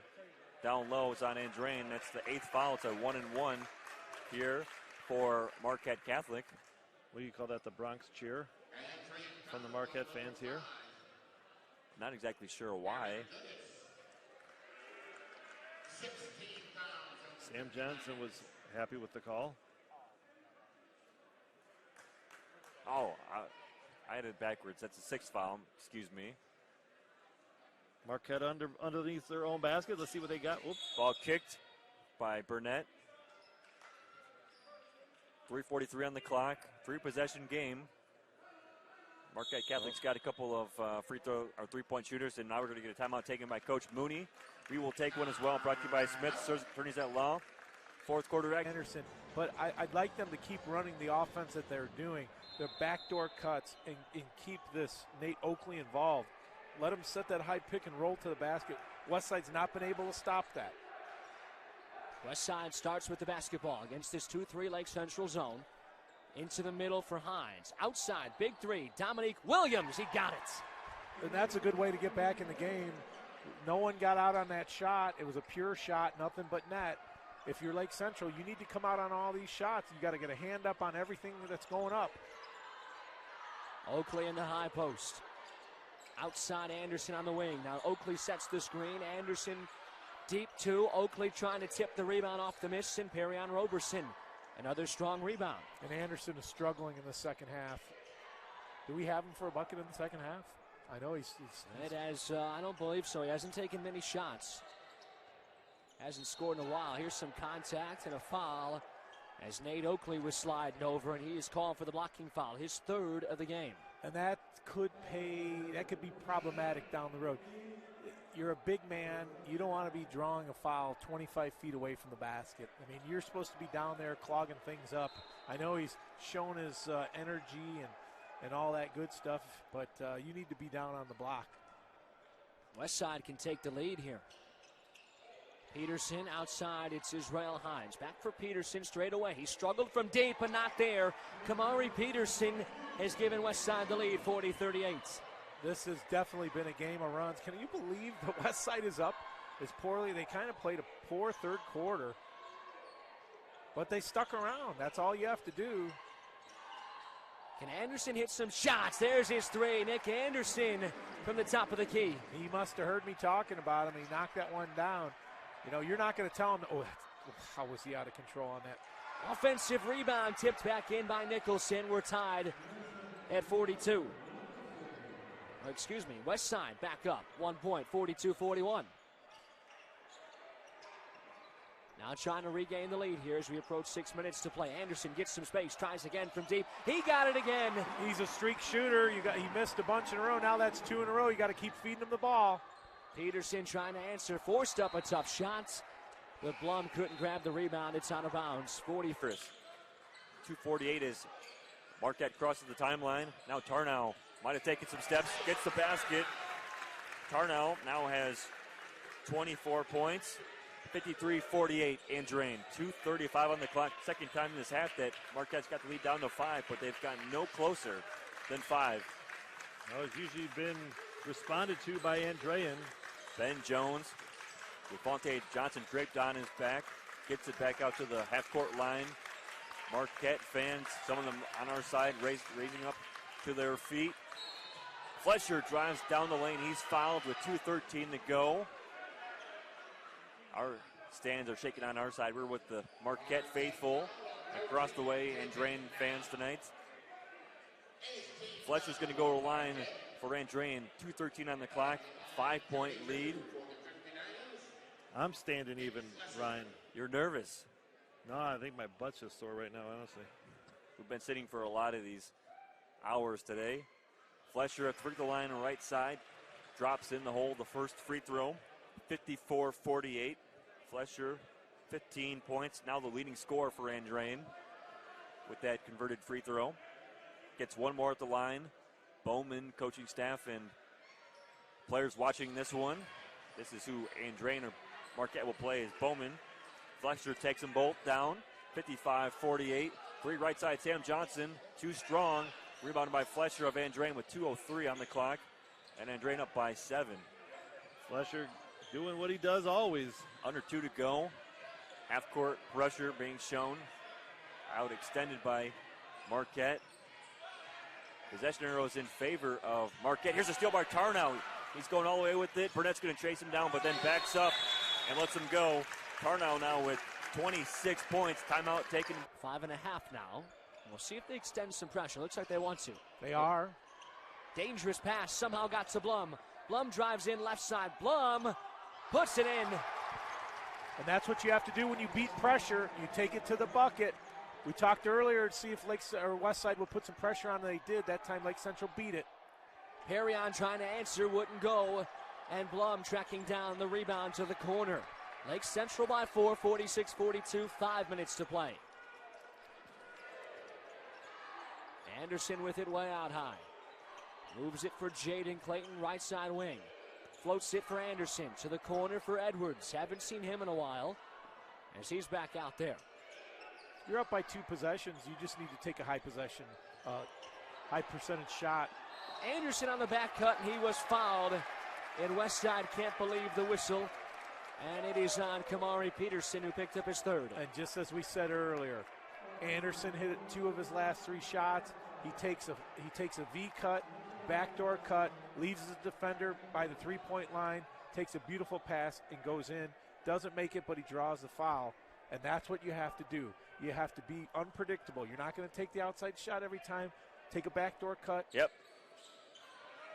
We saw it yesterday, the Lighthouse game. A few times. Home run ball thrown up the floor to Flesher. Flesher one-on-one.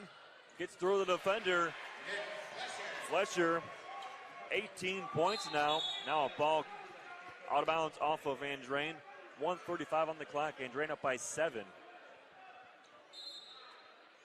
Got some substitutions. They're letting him sub. Jacob Anderson's going to come back in for Andrain. And out goes Eric Goods. Sam Johnson coming in for Marquette. Now we got another sub for Marquette. That's number 11, Jason Kobe.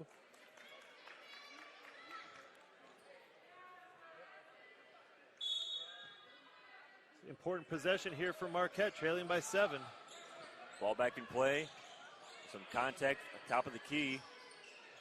Tarnow head fake, left elbow jumper, front rim, missed it. Rebounded by who other than Nicholas Flesher's been flying around the court when he's been on the court. Missed a lot of time in the first half with 2 fouls. Got an injury here. Kobe down. A lot of contact in the lane.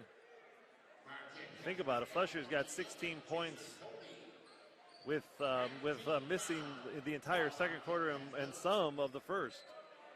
Well, we got more injuries these last 2 games than we've had in the last I haven't 3 or seen 4 weeks of games.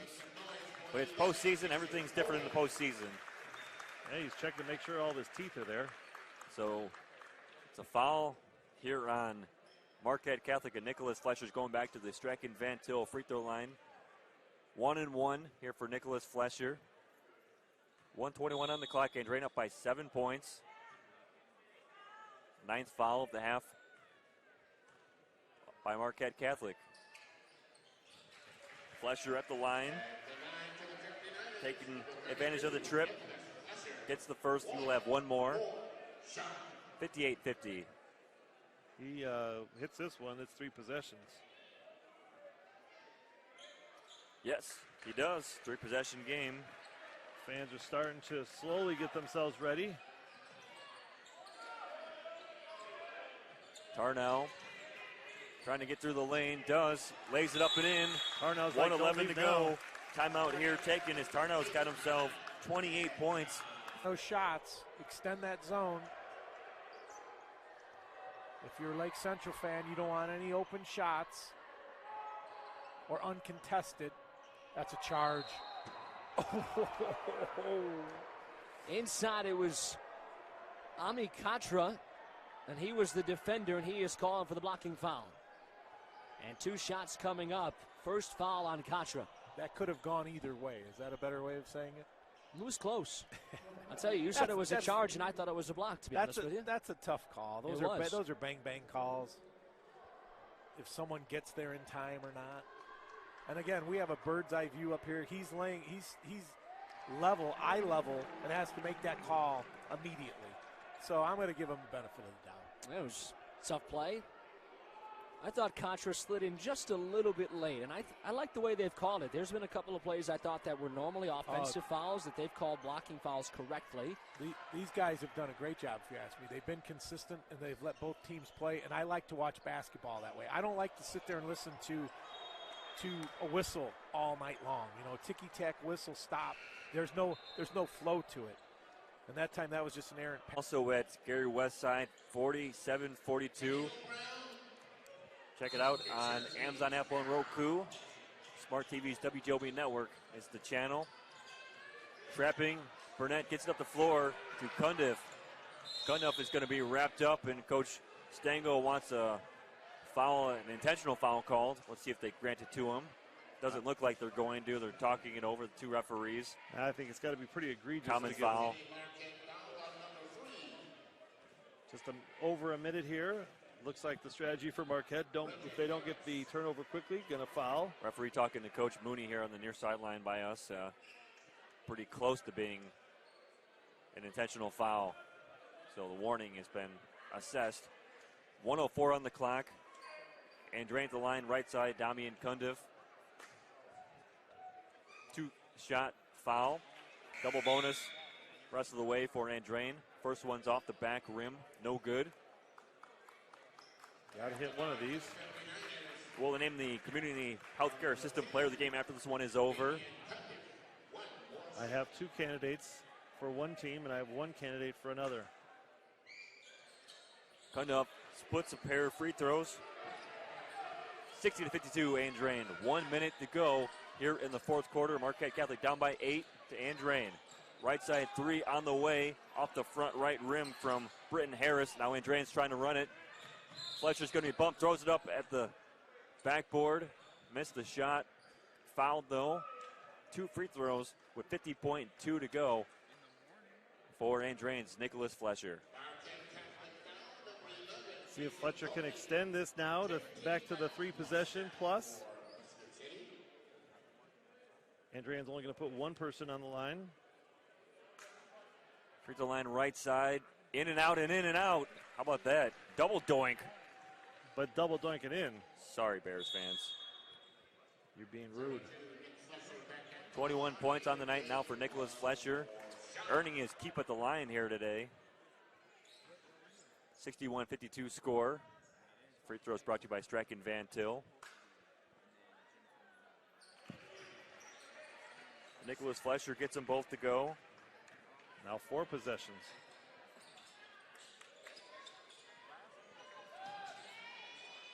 Three left side put in by Jason Kobe.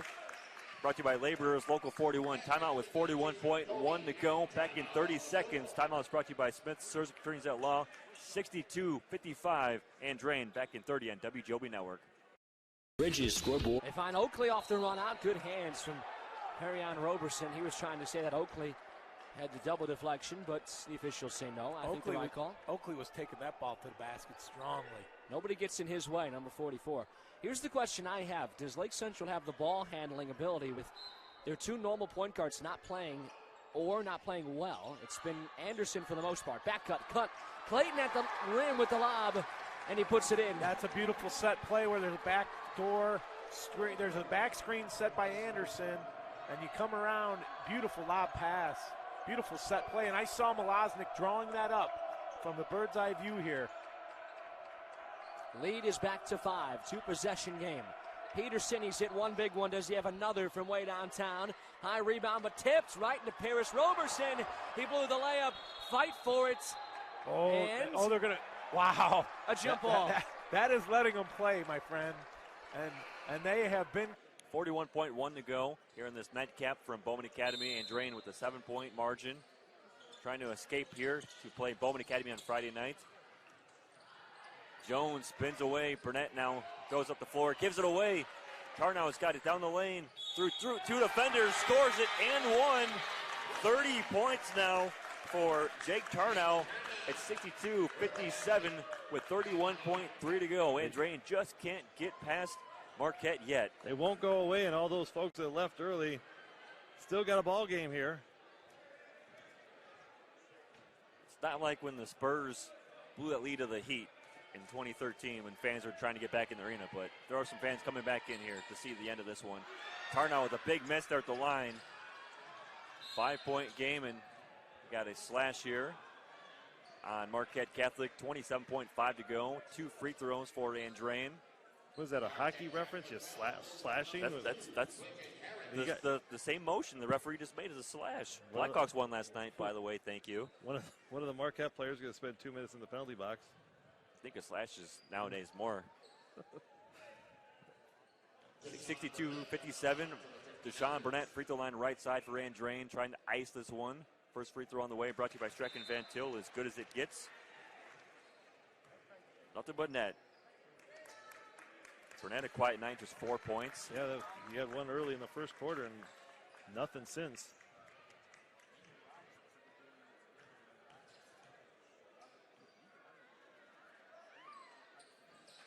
Gets them both. Yes, converts both free throws. Now it's turnover for Marquette. Turnover, clock rolling, 64-57.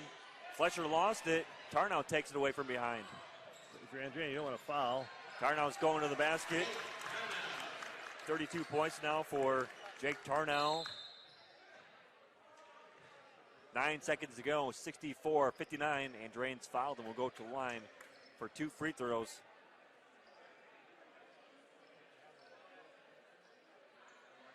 It's going to be Eric Goods at the line for Andrain. I think we got a player with 5 fouls. Referee's officially notifying Coach Mooney. 5th foul on Sam Johnson. And for Sam Johnson, a sophomore, he's got more playing time ahead. He's had a solid night, 9 points. Tommy Williams give a nice hand to a guy that just ended his season. You can see what it means to him. Very emotional exit for Sam Johnson. When you see it that emotional, it just shows you what those upperclassmen mean to these younger guys when they take it that hard. Yeah, he's only a sophomore. Just a sophomore. 65-59 is Goods. Converts the first free throw. Has one more at the line. Makes them both. Brought to you by Streck and Van Til. 66-59 Andrain. Now Tarnow's going to go to the basket.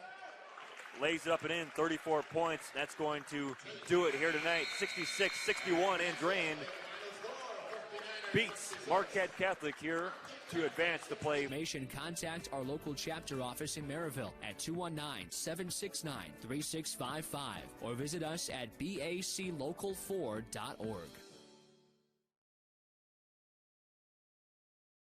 Looking for a career with stability, high wages, a pension, and the best benefits in the industry? Look no further than the Carpenters Union Local 599. We've been building our careers and communities for over 117 years. We believe in training, professionalism, and partnership. Better training, better pay, better benefits. We are the Carpenters Union. Call us at 219-942-0518 or visit ikorcc.com to start building your future. 51-48, Lake Central. 1:45 on the clock. After the timeout by Dave Malosnik, both teams in the bonus. Free throws are important, That's right. Sam, and I would handle those timeouts like they're gold if you're Coach Dave Malosnik. Nick Anderson with the ball off the inbound. Roberson guarding him. He has to be careful, remember, with 4 fouls. Now it's Blum with the basketball. Blum way out high. Anderson near the logo. Lake Central trying to run some precious time off the clock. They trap Clayton, get it to Anderson. Had some space, didn't want to shoot it. Tries to go baseline, now a foul. And Anderson will shoot a 1-and-1. And Harry-on Roberson called for his first. And again, free throws. Anderson went 1 of 2 his last time up. And Blum missed them. And those are your 2 best free throw shooters, both shooting in an 80 percentile. Well, the question is, how tired are the legs of number 0? Absolutely. I said earlier, there's a big difference between shooting free throws in a regular season when you're not playing at this level and being on the floor close to 32 minutes. Front end for Nick Anderson. Huge shots, and he got it. He earns the second. 1:23 on the clock.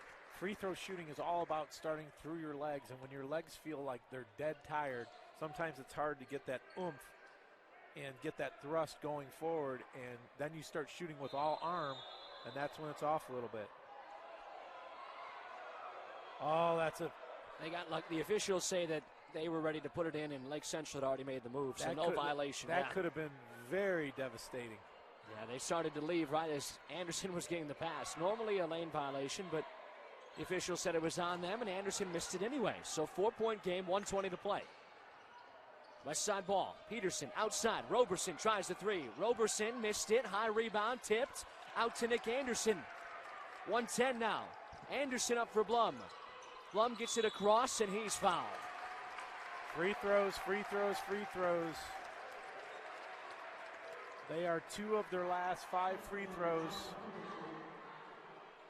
That's the 4th foul on Kamari Peterson as well. So I'll tell you what, if West Side is able to get this game tied here or to overtime, they will have some problems because their 2 lead guards, Paris Roberson and Kamari Peterson, both have 4 fouls. If this wasn't a sectional game, I would say that both teams need to have a free throw contest afterwards.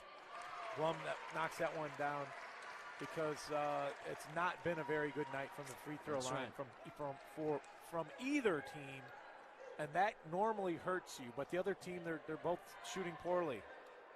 Second for Blum, and he makes them both. 6-point lead. West Side needs a bucket, 1:07 to play. Still a 2-possession game with the three-pointer. Peterson's taken a bunch. He's only hit 1, though. No true shooter on this team. You do not want to foul if you're Lake Central. You do not want to foul if you're Lake Central. And the they clock do. is your friend. On the drive, it's Peterson. He will shoot 2, I believe. They give it to Oakley. He's out. And he is. 5th foul on number 44. And 2 shots coming up for Kamari Peterson. So not only do you lose one of your best players, you stop the clock and you give an opportunity for Westside to cut into the lead with the clock stopped. You do not want, and listen to the Lake Central faithful, understanding exactly what type of effort this young kid has put forth tonight.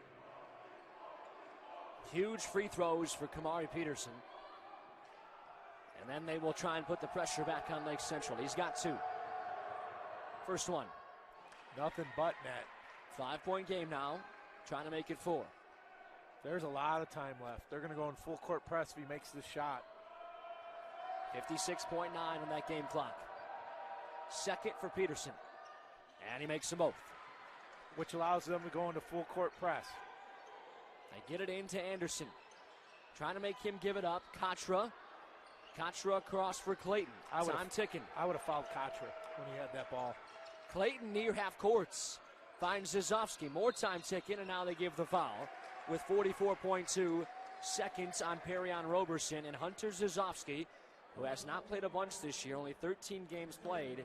Normally a good shooter from the stripe, 78%, but as the time off and the pressure of this game made it tougher. He does have 2, though. It's the double bonus time. So 2 shots for Zizovsky, and these are big, of course. 4-point game, trying to make it 5, maybe 6, and he calmly knocks down the first. That's a big shot. 5, still a 2-possession game, 44.2 to go. They're all big, all the free throws from here on out, the rest of the way. Seconds for Zizovsky, and he hits them both. So they trade free throws. The lead is 6 for Lake Central with 40 seconds. Peterson trying to find some space. Hines in the corner, drives baseline, forced it up, and he draws the foul. Why are you fouling? He was out of control. That might have been a bailout call. I mean, you just don't want to. That's the one thing you don't want to do if you're Lake Central. The clock is your friend. You're up by 2 possessions, 34.4 seconds to go. That's the second foul on Hunter Zizovsky. 9th team foul. 2 shots here for Hines. And he misses the first. Both teams in the double bonus the rest of the way. And a timeout coming here from Chris Buggs. These guys are such bad free throw shooters, you might be able to give them 3 each. You know what I'm saying? 56-50, Lake Central clinging with this 34 seconds time remaining in this 4th quarter.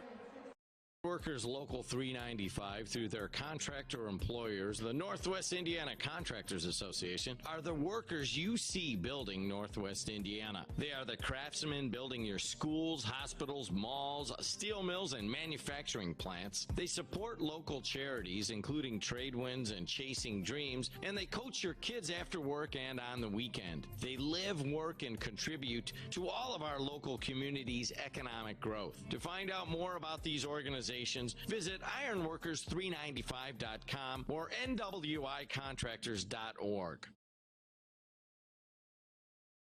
Local 41, together with Indiana Laborers Training Center and our signatory employers, provides state-of-the-art instruction in all areas of the construction industry, from hazardous material handling and environmental remediation to road construction and highway safety. Remember to slow down in construction zones, and that the Local 41 members working there are mothers, fathers, coaches, and mentors. Laborers Local 41. We build Indiana in more ways than one. 34.4 left. Hines, the front end. Or second shot, excuse me. He hits the second to make it 56-51. Lake Central gets it in, and they foul Ami Katra with just a little bit of time ticking off. He will shoot two. I think you're looking at some stats early on if you're Coach Buggs, and you say if there's certain players that get the ball right away, you automatically foul them, because at this point, the clock becomes an enemy. So you'd rather foul right away and see if the other team can make free throws, because once that clock goes down, it's not coming back. Contra may be the guy to foul. Only attempted 16, 67%, but boy, he didn't look like it there. He stepped up. These last two guys, him and Zazovsky, stepped up and knocked these shots down like they've been shooting all day long. Good game plan from Dave Malosnik in this game. His team got hot at the right time, too. They make them both. Contra, 7-point lead, 32.8. West Side will need almost a miracle here. And you'd have to think a three on this possession would give him at least a shot. And if you're Lake Central, you do not want to foul. Peterson, deep three, rims. Zazovsky couldn't grab it. Roberson touched it last, and Lake Central will get it with 21.3, and that may do it. I've seen a lot of things happen. As long as they don't turn the ball over, this one should be salted away. You want to throw the ball away from your basket. Into Anderson, back to Zazovsky, time ticking. Anderson is out of bounds. He could, you know what? Normally that would have been a call, but they have been letting the guys play the entire time. I don't know about that one. That was tough. Peterson gets it, just threw it at the rim. Rebound for Williams, and it's in and a foul. Why are you fouling? The only thing that can hurt you is stopping the clock. And Dave Malosnik rightfully beside himself. And the foul goes on Kyle Blum, his third. He can make it a 4-point game, which is still a two-possession game with 10.7 seconds to go. Everything's going to have to go West Side's way to get back into this.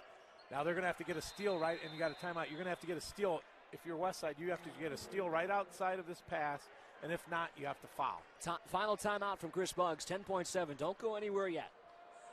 The healthcare system is Northwest Indiana's largest physician and health provider network, offering excellence in patient care and service at 4 hospitals: Community Hospital in Munster, St. Catherine Hospital in East Chicago, St. Mary Medical Center in Hobart, and Community Stroke and Rehabilitation Center in Crown Point, along with more than 20 outpatient care and surgery centers. At Community Healthcare System, extraordinary people deliver extraordinary care. Find a physician or care center near you at comhs.org.